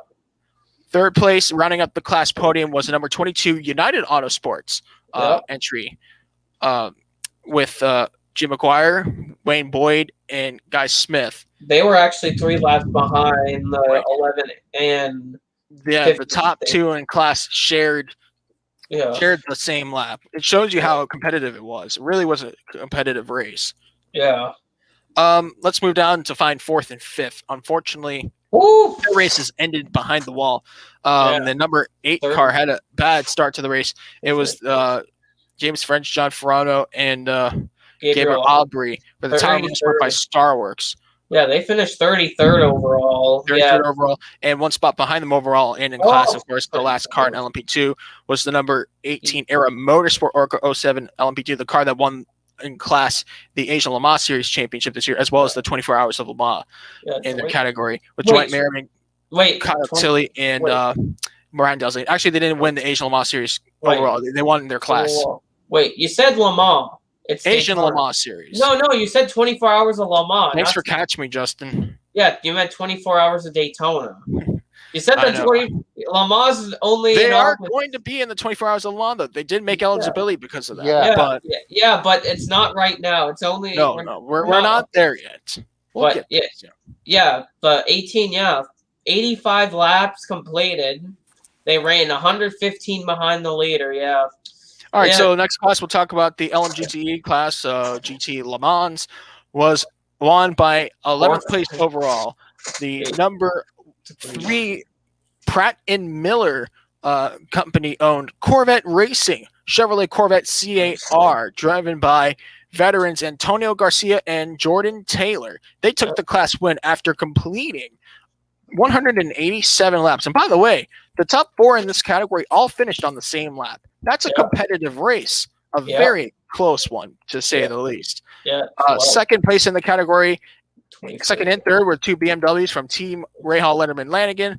The 24 car with John Edwards, Jesse Crone, and Augusto Farfus finished second in class in the BMW M8 GTE. And the sister car finished third with Bruno Spangler, Philip Eng, and Connor DeFilippe. Great job for the factory drivers. They definitely tried to get a hold of Corvette, but it just wasn't enough.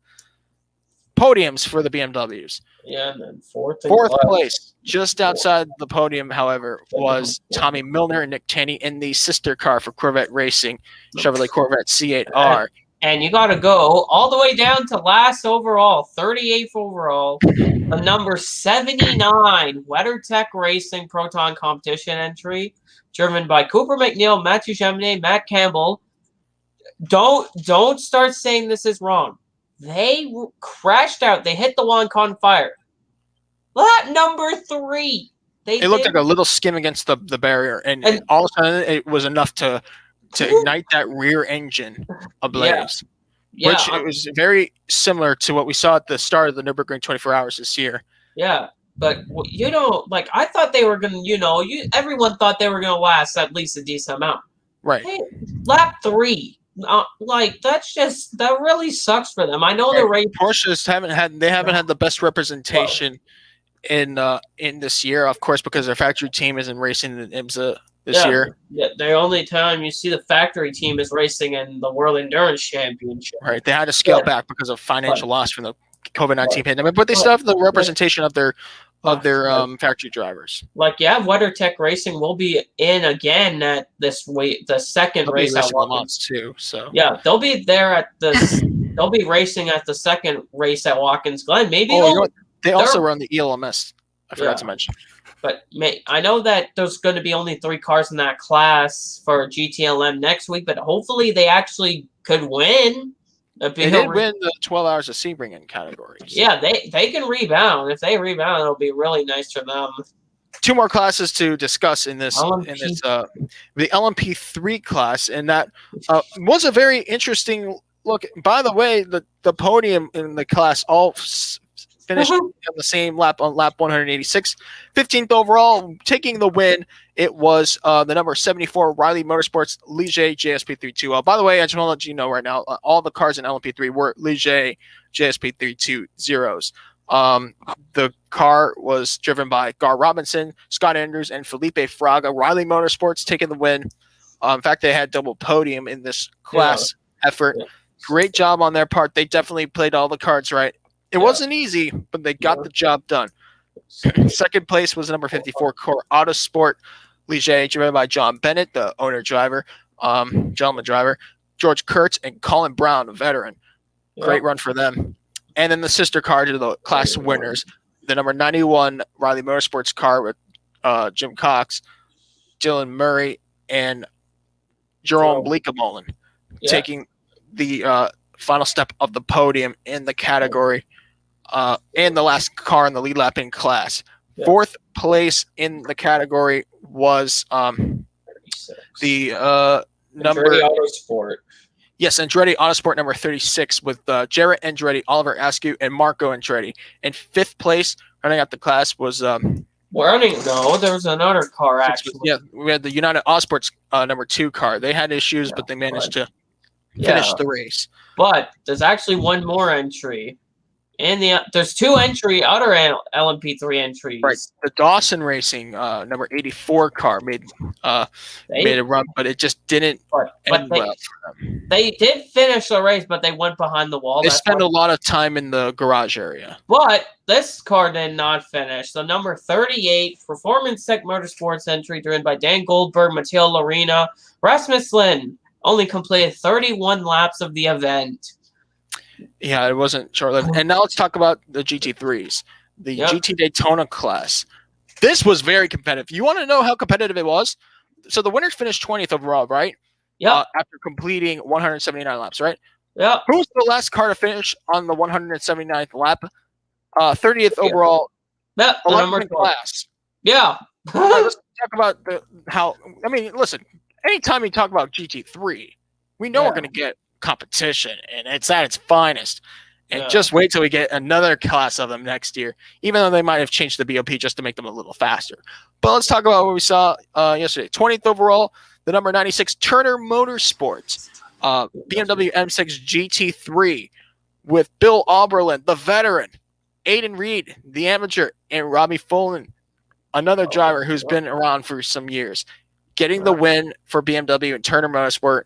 Great outing for them. Second place was the number 1 Paul Miller Racing Lamborghini Huracan GT3 Evo with Brian Sellers, Madison Snow, and Corey Lewis. Yep. Third place, another manufacturer represented in this one was the number 23 Heart of Racing Team Aston Martin Vantage GT3 AMR with Roman DeAngelis, Ross Gunn, and Ian James. Yeah. Fourth place in the category was the number 42 NTE Sport Audi R8 LMS GT3 Evo. What? Fifth place was the number 28 Allegra Motorsports Mercedes AMG GT3 Evo. Sixth place, we had the 14 car and class, the Lash Sullivan Lexus. They definitely lost big in points. Pfaff Motorsports, who we thought was going to get a hold of the race, they managed to stay in the lead lap. They could have used another safety car or two to get a hold of that one for the Porsche, the highest Porsche in the category. The other Porsche, 8th in class, and then final car in the lead lap, that was the Wright Motorsports car, another competitive Porsche. And then 9th in the category was the number 39 Carbon and Per Green Racing Audi. So, yeah. So 10th and 11th, and then pretty much that's it for all the cars in the GTD class on the lead lap. It shows you how competitive the race was. Now I thought Pfaff was going to have the upper end because they won the 12 hours of Sebring. What? Because this is race 6 of 12. Sure, it's race 6 of 12 in the season, but this is race 3 and 4 in the Endurance Championship. Yeah, race 3 of 4. Yeah, but and we got a lot of months in between for these teams to prepare for the next race. Yeah, and possibly with the more easing of restrictions, definitely between now and November, that calls for a greater entry list possibly for the Petit Le Mans in November. We don't know how many people are going to show up, and the points are so close. So if you're running for the IMSA Championship, the full 12-race tour, the best thing these guys could do right now, especially if they're leading their class points and all that, is pull away as best you can because you don't want to worry about 2 championships going into the finale. You want to worry about just one. Get that title clinched. Do what you can now. You still have about half a season to go, and we got a lot of sprint racing coming up, Justin. Some racing will have classes absent like normal. By the way, because of the race being at Watkins Glen and not at Mosport for this upcoming week, we're going to see all 5 classes show up. Yeah, but then because everybody's here, why not just keep them here? Yeah, and also after the race at this race, like in IMSA, after Watkins Glen Race 2, you got Northeast Grand Prix at Lime Rock later in July. Exclusive to GTs. Then you got the IMSA Sports Car Weekend at Road America, August 5th to 7th. August 7th, you got IMSA at Road America. Then you go to WeatherTech Raceway Laguna Seca. That's the final sprint race with all classes showing up. That's in September. Then you got Long Beach, September 23rd to 25th. That race has been approved, by the way. It will go. That's great. Then you got VIR, moved all the way to October 8th.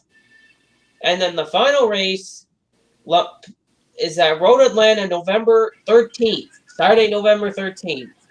Is Petit Le Mans. The final race of the season and the Endurance Championship, and it's going to be super close. I can't wait to see what happens in that race for sure, especially with the top 3 in the overall championship in the Endurance Cup being 1 point apart. Now, that's a competition if you ask me. All right, there's another endurance race that happened over the weekend. By the way, the first part of the post 24 hours of Nürburgring part of the NLS, formerly known as the VLN series, began this past weekend at the Nürburgring, Justin. We had an interesting look. And by the way, the future of BMW is here. Guess what? The BMW junior team with Neil Verhagen, Max Hesse, and Daniel Harper won the 4 hours of the Nürburgring. Sure, we didn't have your usual competition that showed up for the VLN event, but guess what? That doesn't mean anything. That's a great performance for sure. And if you look at the future of BMW test drivers, this is a good sign to see because Team RMG has put a great junior program together in the GT3.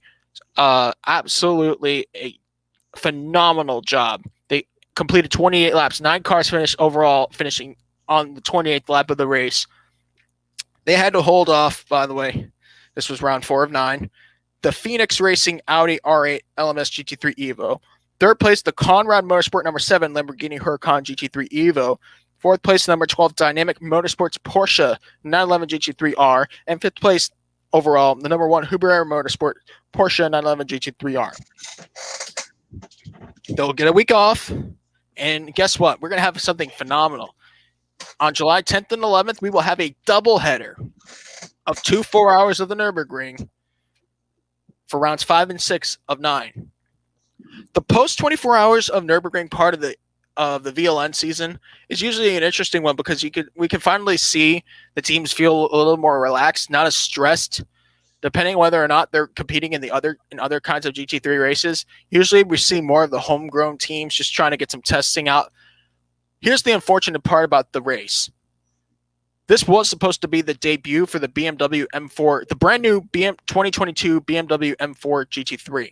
However, the car crashed, and we were not able to see it in a race situation for the first time. By the way, we will be seeing it in the 24 hours of Spa this year, while BMW will still supply M6 GT3s through the remainder of the year to factory and customer-supported teams. By the way, Justin, the BMW M4 GT3 is the newest GT3 that has came out for the first time since the 2018 part of the year. Remember, Mercedes had the SLS AMG. Yeah. They moved to the AMG GT3, a newer generation. We saw the Lexus new RCF GT3 come out in 2017. To race in North America. It's just going to look really well in the future. That GT3 is blossoming, and I think one day we'll find them racing at Le Mans at one time or another. If IMSA made that kind of move, if we're seeing GTE go away, or slowly slimmer, who knows what the future is going to look like in this kind of racing. It's going to look great. All right, that's it with NLS. Let's talk about some of the other races that we had over the weekend before we talk about the race previews. I know it's been a long podcast, and we thank you guys for sitting here and enjoying your Tuesday night listening along with us. But let's discuss, first of all, let's go back to Pocono and talk about an interesting 200-mile bout that was on Friday evening. And boy, it was very chaotic, and it was competition at its finest. How about Corey Heim? It looked like his points lead was slowly but surely dwindling. It was going to end up in the hands of Todd Gibbs. But Corey Heim took the win from Todd Gibbs there at Pocono. Yeah, third win of the season for Corey Heim, and I just realized Todd Gibbs and Corey Heim are the only 2 winners in ARCA this season. Still, Toyota's undefeated. Just 2 drivers this year, 2 teams, 1 manufacturer, and it shows in the championship standings. Yeah, and the last time a non-Toyota won was last year, Bristol. Sam Mayer in the number 21 for GMS. Toyota's won every other race. No. Yeah, it's Sam Mayer because Ryan Hunziker's win wasn't a Toyota. It wasn't factory supported, but it was. Yeah, but Chevy's last non-Toyota was the win by Sam Mayer. Yep, at Bristol, and when he drove the 21 car, he literally won the truck race, and right after he wins the ARCA race in a span of 4 hours. Yep, he's still 17. He's got high school to do it. I mean, that shows you how great Sam Mayer is of a driver. Let's talk about the ARCA race, though. What happened? Unfortunately, he was not all that lucky, as he was involved with the problem that his radiator blew on the 19th lap, taking him out of a chance to win. Yeah. Let's talk about what happened, though. In the end, Corey Heim, he led 17 laps. 17 laps. Started third. Ty Gibbs from the pole, led 33 laps. Late race contact. Ty Gibbs was lucky that tire didn't go down, though. Yeah, but third place. Who got third? I think it was Drew Dollar that got third. I think Drew Dollar did get third. Yeah, Nick Sanchez fourth, and fifth place was Tad Moffitt. So, but there was a reason what happened on that restart. Chandler Smith, he was as wise. I mean, his car went one way. Chandler Smith was trying to go the other way, and it nearly took him and everybody else out. Yeah, Ty Gibbs tried to block Chandler Smith. Remember, Chandler Smith got a good restart. He tried to go underneath him. Ty Gibbs blocked him. Chandler Smith's car slid from the bottom to the middle. I thought people were going to plow into him. Nobody hit him. Like, I remember me, you, and Joseph. I remember me, you, and Ian. Remember, we were watching the race, and we thought there was going to be a wreck. Oh, my gosh. Woo, I don't think he ever let out the throttle either. And he's going up the gears. Incredible. Yeah, and he ended up getting... He still finished the race. I didn't expect that to happen. Like you don't expect to see that. It's a spectacular drive, and Corey Heim made a statement, had a statement-making win out of that one, and that's why he's got a 4-point lead. A week apart to think about it and know what to do going to Elko. Speedway, Yeah, Time Moffitt, by the way, he's third with 348 points. Yeah.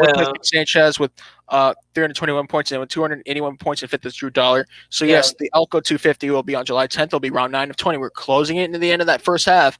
We still have a lot of racing left. It's going to be fun to watch. The stars of the future. Should be great.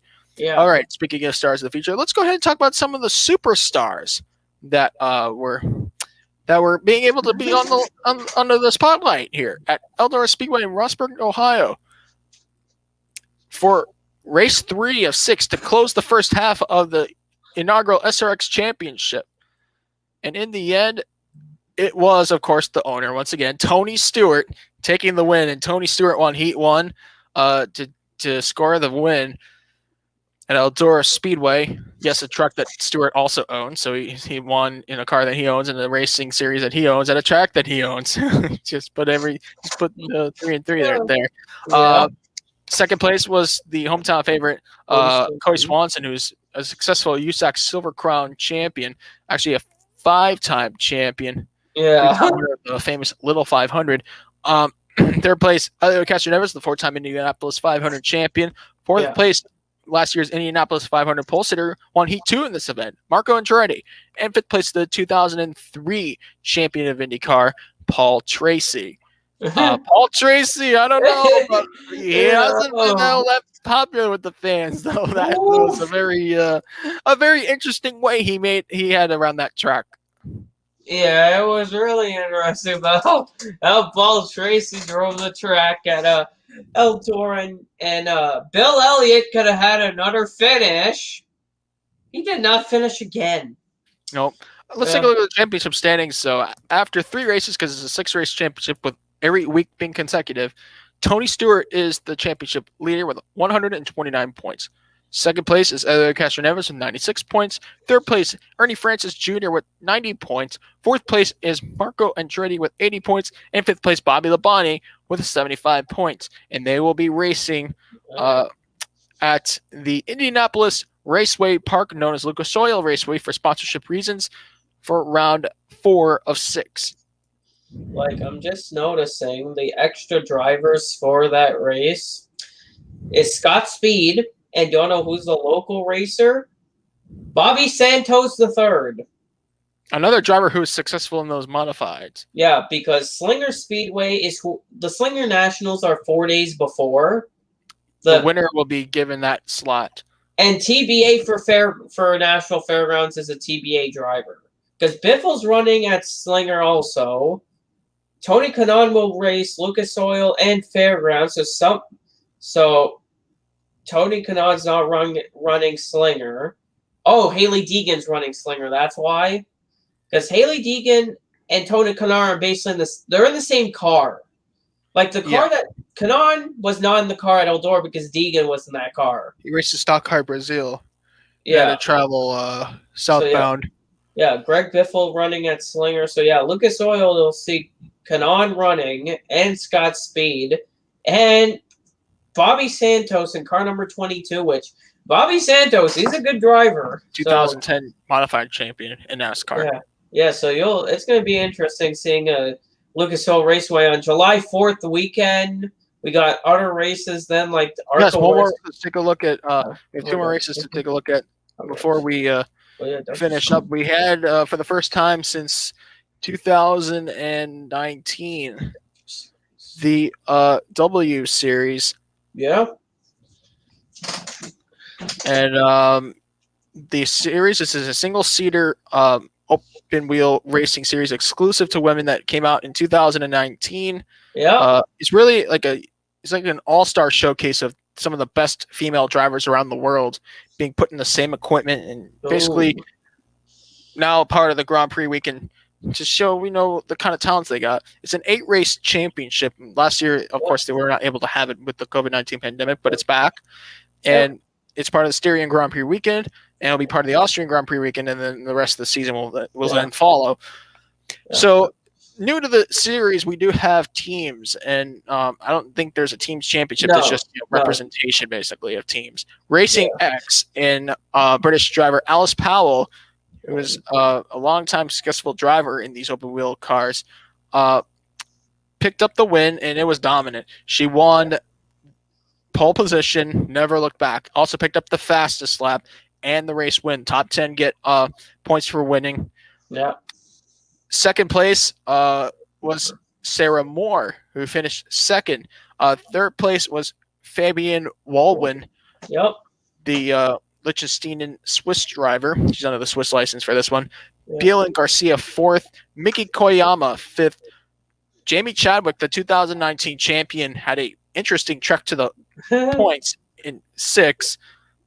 Nuria Marti, 7th. Arena Sidorkova, 7th. Gozai Radest, in 9th. And Ayla Adrian in 10th. So the top 10 get points. The the top 10 points finishers get points. Other than that, you don't get points. There are no bonus points for pole position or fastest lap, unlike some similar series, but it's all on track. So in the championship standings, it's Alice Powell with the points lead with 25 points. Second place is Sarah Moore, 18 points. So, British drivers first and second. Then Fabian Woolwood third with 15 points.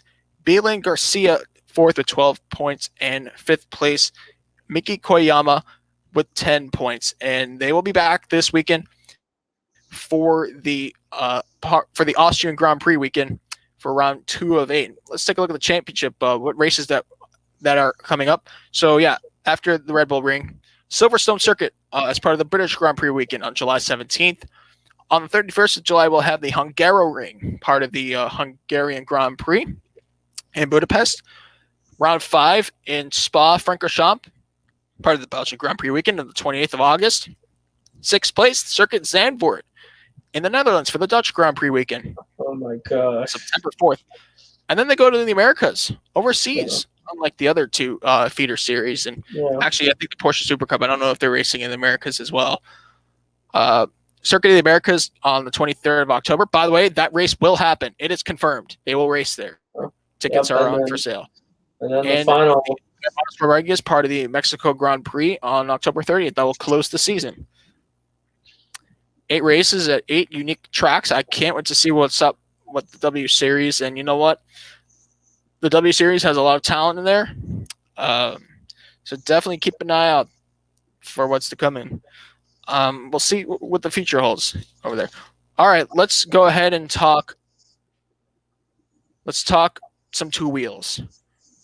For the last time in before August, we had a MotoGP race, and we're not going to have another one until August. The Dutch DT Grand Prix is a famous race in the MotoGP World Championship. And once again, this is round 9 of 19. So let's take a look at the results and see who fared out well at the Netherlands.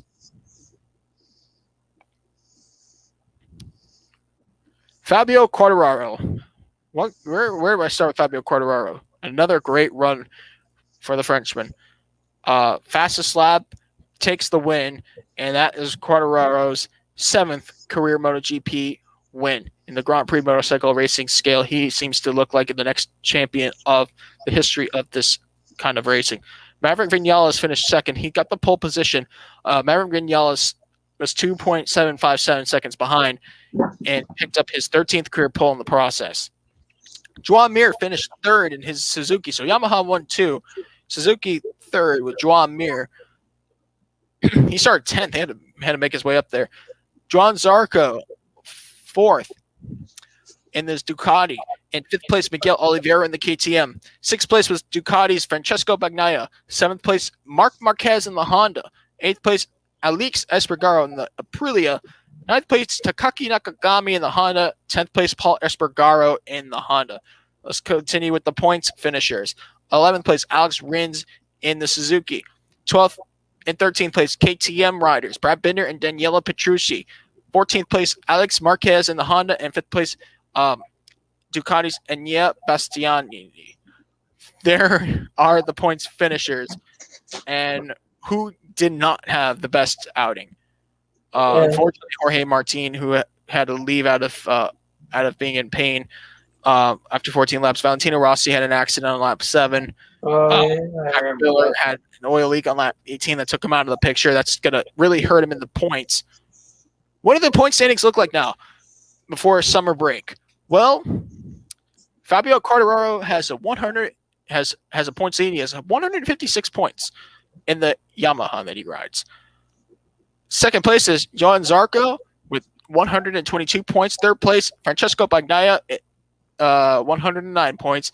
Fourth place, Joan Mir, 101 points. And with 100 points, Jack Miller in 5th. That's your top 5 in the rider standings. Now let's take a look at the constructor standings. Yamaha leads They have 184 points. They really pulled away from Ducati, and it looked like Ducati had the upper end last time around. That would not be the case in the Dutch TT. Ducati has 167 points. They're in second.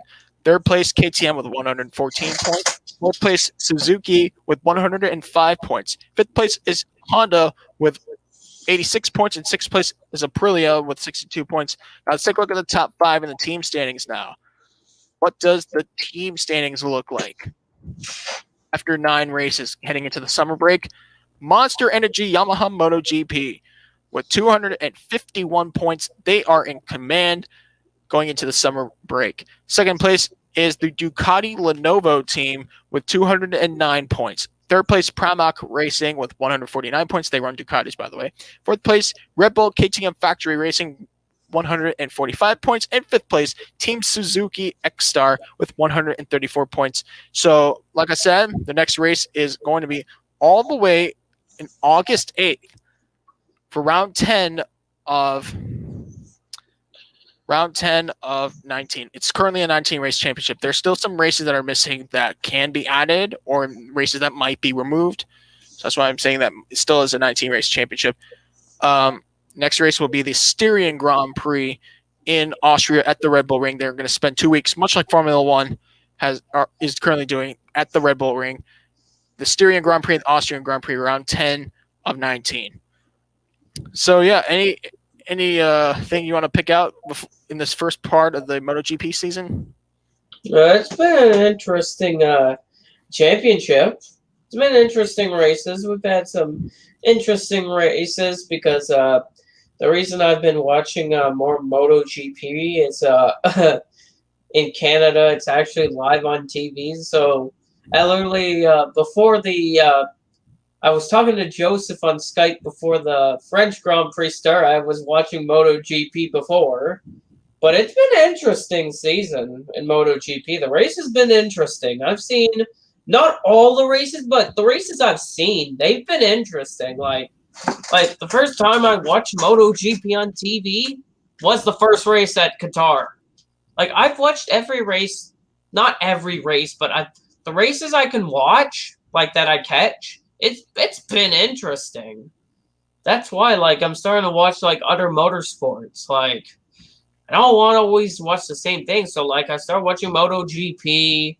I watch all these different series. Like, I started watching Indy Lights because, like, in Canada, Indy Lights are all on TV live, so I can watch Indy Lights. Like, I watch all those series because it's like I feel like I want to watch, like, sometimes, like, you got to try new things. So I'm starting to watch more different motorsports, and I'm really enjoying it. Yeah, I think it's been very entertaining, especially last year. Last year's World Championship was absolutely entertaining, and I just could not stop watching every opportunity I had to watch MotoGP. It's going to be a fun rest of the season when they come back in August, that's for sure. All right, let's talk about the races we have upcoming now. We have NASCAR Cup Series and the Xfinity Series. We're making the trip to Road America this weekend in beautiful Elkhart Lake, Wisconsin. We have Formula One racing the Austrian Grand Prix this weekend at the Red Bull Ring for round 9 of 23. IndyCar will be back for the Mid-Ohio 200 Grand Prix, round 10 of 16. We do have one sports car race we will preview. That's the sprint race, the Watkins Glen 240 for IMSA, round 6 of 12 to close out the first half of the full season. And yeah, let's start off with the obvious. For you guys in Road America who live nearby in Wisconsin, congratulations. Your time has finally come. 65 years of waiting. It is over. You guys have a date with the Cup Series once again. The only time the NASCAR Cup Series is raced in Road America was in 1956. Tim Flock, who drove for Bill Stroop, driving a Mercury, was the winner of that race. And they have not visited Road America since. However, NASCAR's second-tier series, the Xfinity Series, started racing in Road America in 2010 because they lost the Milwaukee Mile date, and NASCAR thought, hey, let's keep racing in Wisconsin and find a way around that. So they went to Elkhart Lake and took a risk, and it was worth the risk. I think it put some good put people in the seats, and it was a fun race to watch. Well, Yeah, it's been wacky sometimes, but it's 2011. been fun to watch. 2011. Yeah. Oh, gosh. That one was more I can't believe wacky. that's been 10 years ago. I remember that vividly. But Road America's a good race. I've been watching Road America since 2015 because the reason I only started watching 2015, I don't know why. I didn't even know about the Nationwide Series until the final race of 2014. I knew about the Truck Series instead. So I knew Cup and Truck. That's all I watched. But then when I saw the Nationwide Series, I tuned in 2014 for the final race of the season under Nationwide's banner. And then I ended up watching the 2015 opener at Daytona, which that Ryan Reed obviously won. I know when I saw that coming, but I was going to go back to Road America's races. Yeah, like 2012, 2013, those were some good races. 2016 was a good one. 2017 was chaotic. 2018 was a great race. 2019 was a interesting one too. I think all the races in Road America, it's hard not to forget them. Yeah, like 2016. These are the races we're really going off of. Now, I could use the entry list for the Cup Series. Actually, that can be found on J-Ski. Yeah, there's 40 cars for 40 spots. Racing Reference already have them. Perfect. Yeah, 40 cars for 40 spots. So, everyone's going to make the race. Yeah. Who's in the 53? That's Ryan Eversley. Oh, yes. Thanks for telling me. Ryan Eversley, he'll be making his Cup Series debut this weekend. Yeah. But yeah, he drives in the Michelin Pilot Challenge. If you don't know who Ryan Eversley is, he's raced sports cars before. I'm just trying to take a look here, see any names that pop up that might have. Austin Cindric and AJ Allmendinger. Oh, you know what? That's right. 33 and they're going to be factors for sure. All right, so who will win the first Road America race in 65 years? Okay, I got my pick. This driver, he did good at COTA. He's not full-time. He's full-time in another series. He has a championship in the Xfinity series. Driver of the number 33, Austin Cindric, will get career number 1 at Road America for Team Penske. He'll be the first his first intentional road course ringer to win since another Penske driver did the last time. Mark Donohue. I thought you were going to say in 1974. Yeah, he could win. Yeah, Cindric's good at road course. I think that's going to be in another driver's name. AJ Allmendinger. He won his first Xfinity Series win, driving for Team Penske in 2013. A lot of people say, wow, I can't believe he won a race. Like, he's a road course driver. This guy's been successful at Road America too. And if you look at the numbers, like I think AJ Allmendinger is a good example of a driver that can definitely put up the good numbers here. And if you just look at the statistics, let's also not forget AJ Allmendinger won the 2006 IndyCar race there under the Champ Car banner. He led 7 laps driving for Forsyth Racing in 2006, holding off the likes of Bruno Junqueira and 4-time champion Sebastian Bourdais to do it. So if he can win there and he can win the Xfinity Series, he can certainly win against the Cup Series drivers on Sunday. So I'm going with car number 16. Okay. Yeah, you have Allmendinger, I have Cindric. We still got the Xfinity Series race. Yes, and that's going to be just as competitive, if not more, than the Cup Series race. That's for sure, and especially because there will be 36 on the grid. 43 in the entry list. I need to find there's a recent reference. Yeah. Perfecto. All right, got all of them showing up. Okay. I got to change the banner here. It's the 6. Who's listed in the 6 for you? That's going to be Spencer Pumpelly this weekend. But does it say Vargas for you on Racing Reference? No, it changed. Okay, they changed it. Okay. Other than that, is everything the way it's supposed to be? Yeah, there's 43. The 42's an added entry. Ty Gibbs is in the 81. Yeah, it's the XCI Racing. It's supposed to be Joe Gibbs Racing. I guess they made a mistake. They have to change that back. Yeah, yeah, it's gonna be interesting. That team closed, by the way, to 2019. But first of all, let's just assume all 43 cars make the field. Of course, they're not, but. Acting that way, who's going to be coming out on top? Okay, my pick is a real dark horse. Let's hear it. this driver, he has in all of the races at Road America, he has 3 starts. His stats: 2 top 5s, 2 top 10s, 3 top 20s, 2 laps led, an average star of 11.7. His average finish is 6.67. This driver, he's driving for a decent team that has some decent finishes this season because this team only started this year. It's raced in the Truck Series before, or currently drives in the trucks. Driver of the 31, Kaz Gralla, is going to win at Road America. That's not an unrealistic prediction at all, and it would be a popular one if he went too. Yeah, like that 31 showed speed, and Kaz Gralla in that car. Kaz Gralla knows how to get around Road America. That's a good move of Jordan putting Kaz in the car. Big time. And plus, he still needs to get that car in the field. Yeah, so yeah, my pick's Kaz Gralla in the 31. All right. So for this prediction, I'm going to go with this driver here who has been very interesting on the racetrack. Of course, off the racetrack, it's just as notable. But I think we're going to be very surprised, just like we were at the Daytona Road Course at round 2 of the season. But it's going to be a different driver.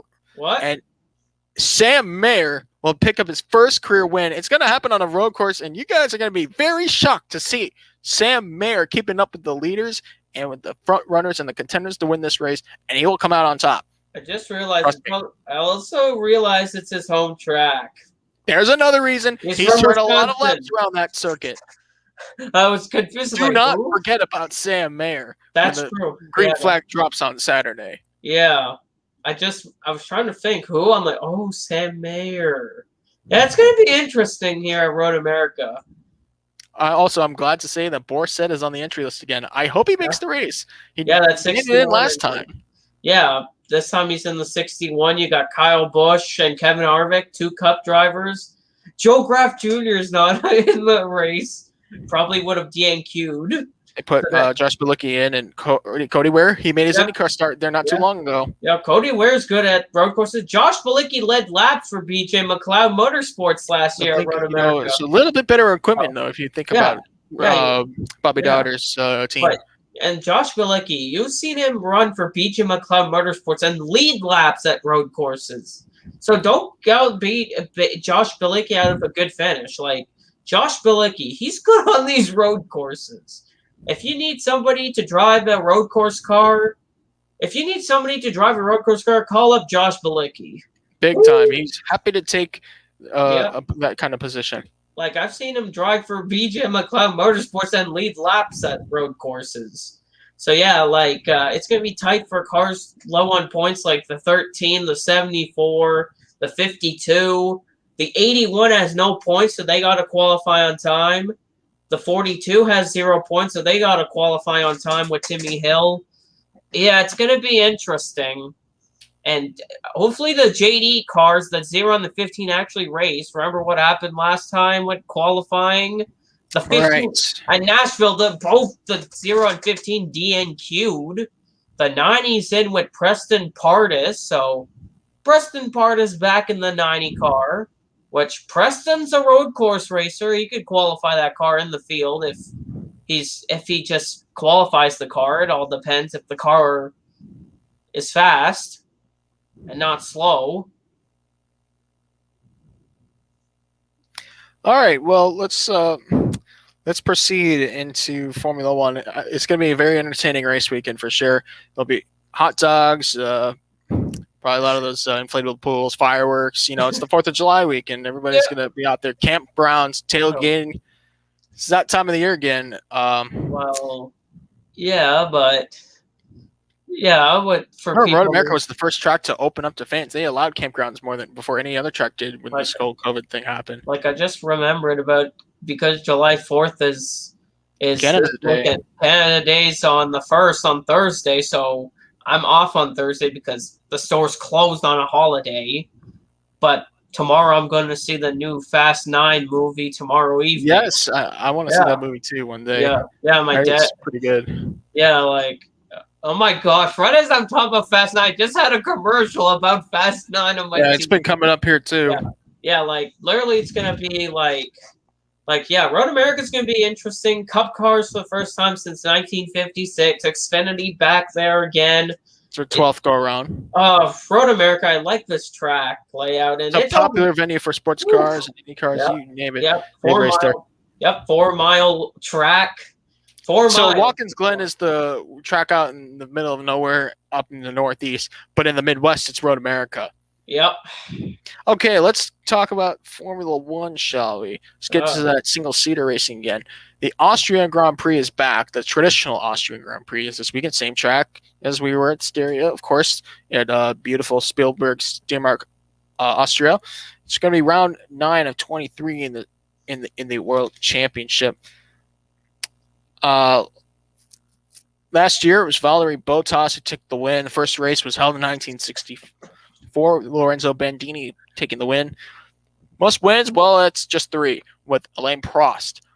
3 wins. Then all these drivers here have 2 wins, including Ronnie Peterson, Alan Jones, Mika Hakkinen, Michael Schumacher, Nico Rosberg, Max Verstappen, and Valtteri Bottas. Now, as for constructor wins, McLaren holds that number with 6, but there are 2 constructors that could change that this weekend. Ferrari and Mercedes have 5. Then Lotus with 4, Williams with 3, Renault and Red Bull with 2. But I have a feeling we're going to see Red Bull possibly come out with this with 3. Well, we know Williams is not going to win. No, and probably not Ferrari. Well, or Mercedes could possibly tie it, though. Well, we'll see how fast they are. Let's discuss the what to expect this weekend. So let's predict your podiums. I'll start with you, Justin. Who's your podium? Okay, my podium, P1. This driver, he's not won at this track before. Driver of car number 11, Sergio Perez, is going to get second win of the season. Career win number 3, he's going to win at Austria and defeat Max Verstappen. And P2, I got Lewis Hamilton getting P2. And P3, Max Verstappen getting P3. The reason I don't have him P1, it's I just feel like he had so much good, like he had good pace in the first race, but I feel like he'll kind of lose some pace. But I feel like maybe Sergio will do some pitch strategy and take the win. Yeah. What do you think that the field will learn from what Max Verstappen did that could help them work harder and successfully get around him, get a hold of facts better than they did in the last time around? Maybe the fact that we have 2 Grands Prix at the same track is going to help their cause. Yeah, but we know that there's a few teams that are not going to be on the podium. Haas is already off the table. If there's no retirements, Haas is finishing 19th and 20th. Williams is maybe George can get points finally. Maybe George will have the same speed. Remember George Russell could have got points. Maybe. Yeah, and now he has got a chance to redeem that and work a little harder, and he can learn. Everybody has a chance to learn again from this track and the competitors around them. Yeah. So my prediction for the top 3, I'm going to have. Sorry, Verstappen fans. Lewis Hamilton, career win 99. Okay. Max Verstappen will be second.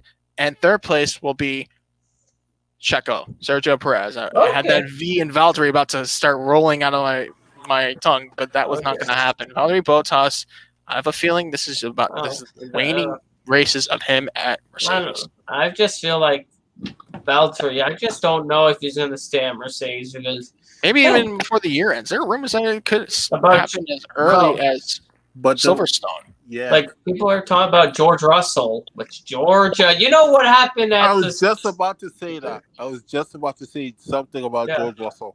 Yeah, remember the Secure Grand Prix? George Russell, holy. That was his race to lose. Yeah, if he didn't get that puncture, he would have won because he was catching Sergio fast.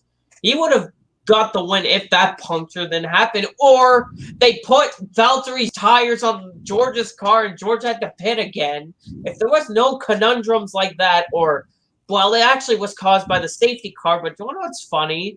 You know that virtual safety car was caused by Jack Aitken in the Williams. Yeah, of all people, and he was filling in for Russell, who was filling in for Hamilton. Yeah, but George was doing good. Like, this is why, like, I'm glad when Mercedes, like, them having George Russell under the Mercedes program is really a good thing. Like, George has been performing super well. Yeah. Like, having him possibly in the Mercedes seat, I think that's going to be really good for Mercedes' future. Because George could win. We know George can win races, possibly championships. Like, he needs a car to do it because the Williams car, the last win was Pastor Maldonado 2012. The last championship was 1997. Jacques Villeneuve back in 97. Because Montoya could have got a championship, but when he was at Williams, but nope, that was Michael Schumacher and Ferrari walking away from the field. Yeah, so yeah, like usually when you want to win championships, you need a good car to do it. But I feel like if George would be in a better car, he can do really good. All right. Well, that's a good topic about Formula One. Let's continue in that open wheel discussion. We do have IndyCar racing this weekend for the Mid-Ohio Grand Prix, or the Mid-Ohio 200. Let's take a look at the history of this race, though. This is round 10 of 16. First race was held here in 1980. Johnny Rutherford took the win. In last year, it was Will Power and Colton Herta. It was pushed to a doubleheader because of the pandemic. Who has the most wins? Scott Dixon by far. 6 wins, more than anybody else. On that list, down one more, we have 3 wins for Emerson Fittipaldi, 2 wins for Teo Fabi, as well as Bobby Rahal, Michael Andretti, Alonso Jr., Alex Zanardi, and Elio Castroneves. As far as teams wins are concerned, it's a close-knit battle between Chip Ganassi Racing with 11 wins and Team Penske with 10 wins. Other than that, you go all the way down to 3 wins. Forsyth Racing and Newman Haas Racing. 2 wins for True Sports, Patrick Racing, and Andretti Autosport. Now, as for manufacturer wins, Honda holds that record with 16 wins. Then second and third are tied on that list with 9 wins for Cosworth and Chevrolet. Ilmore has 6 wins, Ford with 3 wins. Chaparral Cars, Porsche, and Mercedes-Benz AMG with 1 win. So there are all your numbers from the history of the historic Mid-Ohio sports car course. Let's talk about this weekend. Where do we see this go, especially with the championship and how everything has transpired? Yeah. Who's going to come out on top with this race coming up? Okay, I got my driver. My driver, this driver, he's kind of had a slump recently after, like, I don't want to say he spoiled anything. This driver, in 9 starts, he has 1 win, 1 pole, 4 top 5s, 4 top 10s. In 9 races this season, he's currently 7th in the points. He has 1 victory this season, which came in the 2nd race of the season. Driver of the number 26, Colton Herta, is going to rebound after his slump he's had to win at Mid-Ohio and gain some points. Colton Herta. Yeah, he won one of the races last year. Remember, he won one. Remember, Mid-Ohio had Mid-Ohio had 2 races? Unfortunately.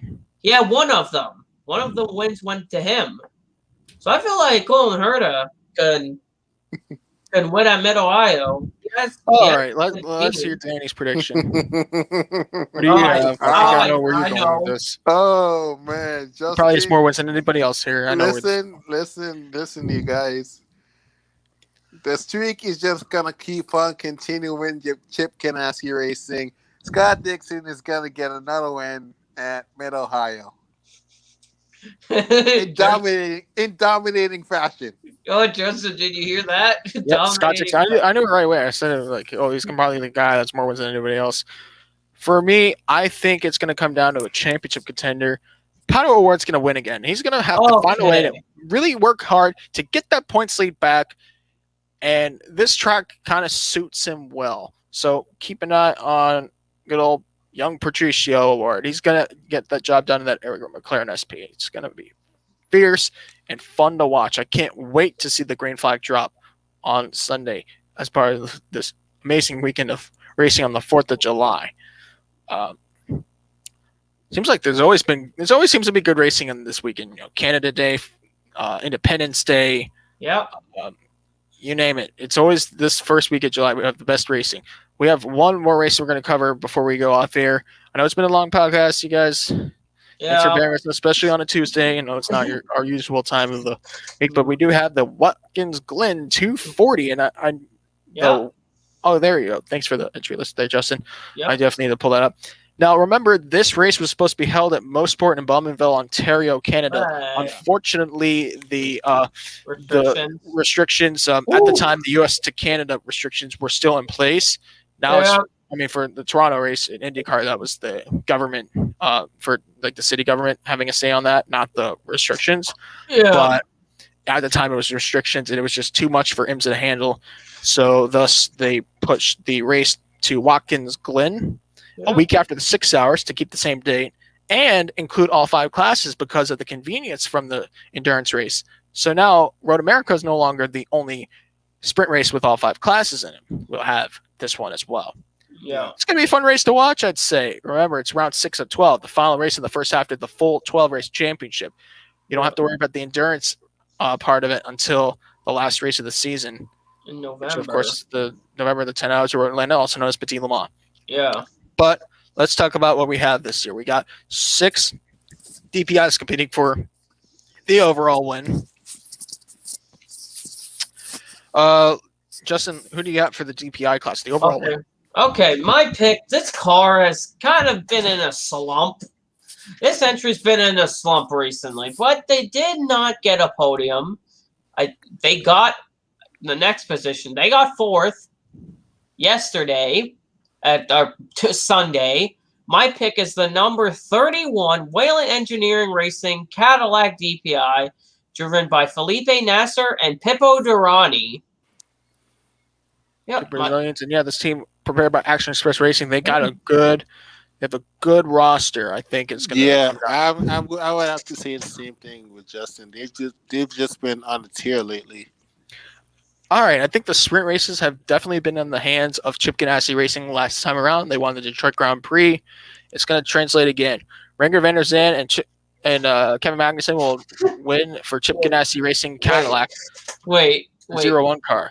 Wait, Joseph, we're going to say Ranger van der Zand and Chip Ganassi? Yes, and I caught myself. I was about to say, Chip Ganassi does not race. He hasn't raced in decades. Yeah.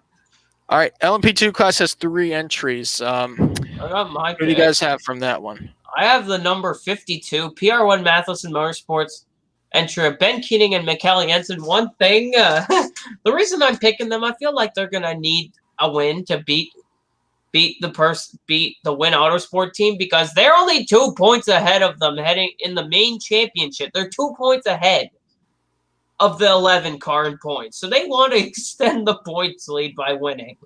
So but they have momentum. Ben Keating's good at these sprint races. He's turning 50. Yeah. And Mikael Jensen, he's also good in this entry. So I feel like the 52 with their second place, they'll carry the momentum. All right, I'm going to go ahead and take the 11 car. They're going to continue their reign of dominance. Stephen Thomas, Tristan Nunez for Win Autosport, Orco 7. They're going to take the winning class. It should be an interesting 3-car fight for supremacy. Let's take a look at the LMP3 class. There are 6 entries. All cars are running the Ligier JSP 320 car. Okay. Well, I actually got my pick. All right. My pick is the number 54 Core Autosport Ligier JSP 320, driven by Jonathan Bennett and Colin Braun in the 54. Yep, my pick's the 54 Core Autosport entry. I think we're going to see Andretti Autosport take the win. Number 36, Ligier with Jared Andretti and Oliver Askew. Okay. Okay, for the GT categories, the LMGTs, Three. only 3, Okay. 2 Corvettes and a customer Porsche. Okay. Okay, I got my pick. All right. Okay, my pick, this car. This car is going to rebound after their issue on the 3rd lap. I know where this is going. My pick is the number 79 WeatherTech Racing Porsche 911 RSR 19, driven by Cooper McNeil and Matt Campbell. And no, they're not going to blow up on the 3rd lap. They're not going to hit the wall and combust the engine on the 3rd lap. If they do that twice, that's going to be sad if they do it twice. It's just, yeah, I feel like they're going to rebound and win this time. All right. I have Nick Taney and Tommy Milner in the number 4 Corvette Racing Chevrolet Corvette CAR.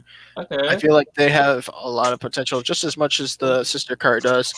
Corvette will take the win one way or another. I don't know if the 79 car can keep up, especially with Cooper McNeil behind the wheel and not a factory driver. Most definitely. We'll see what happens. And now let's leave it to the GT3s. We have 13 GT Daytona class cars. Yep. This is going to be very competitive. I expect most cars to finish on the lead out from this class. So, Justin, I'll start with you. What do you have for this one? Okay, I got my pick. This team, they've been on a roll recently in the IMSA WeatherTech Sports Car Championship. They have 2 good drivers, 2 experienced drivers. One of them has the most wins. Driver, the number 96. Turner Motorsports BMW, Bill Oberlin, and Robbie Foley will sweep. Will go back-to-back at Watkins Glen. They're going to win again in class. They're just good. The Turner Motorsports guys are so good. They're very good. They're strong. I feel like they're going to do it again. I feel like they're just going to click off once to try to get the championship in GTA Daytona. So my pick's the 96 Turner Motorsports BMW. All right. Well, I'm going to take the number 16 Wright Motorsports Porsche of a GT3R with Trent Hinman and Patrick Long. I feel like experience is going to win this race, especially in this class. You know, something about it, like, you know, you got to work hard to succeed in this one. It's a quick race, too. So we'll see where things go. Mm-hmm. All right. My gosh, it's almost 2.5 hours and me being in the silver chair. I'm just holding. I can't even see the sky outside. That's how dark. It was nice and sunny when we started, and now it's almost 9:30. For me, it's dark outside. Well, it's better weather outside than where I was earlier. The weather in my area has been so weird. It was sunny, rain, cloudy, cool temperatures, hot again. Heavy wind came in. Like, the weather in my area recently, it's just been bipolar. Yeah, it's just swapping back and forth, and it was so humid today that I had to drink I bring like a 2-liter bottle of water with me to work. Like, I have a big jug of water to drink, and I almost drank the whole thing in a 6-hour shift. That's how hot it is outside. Because I work outside. I'm the person that gets the shopping carts from outside and brings them inside.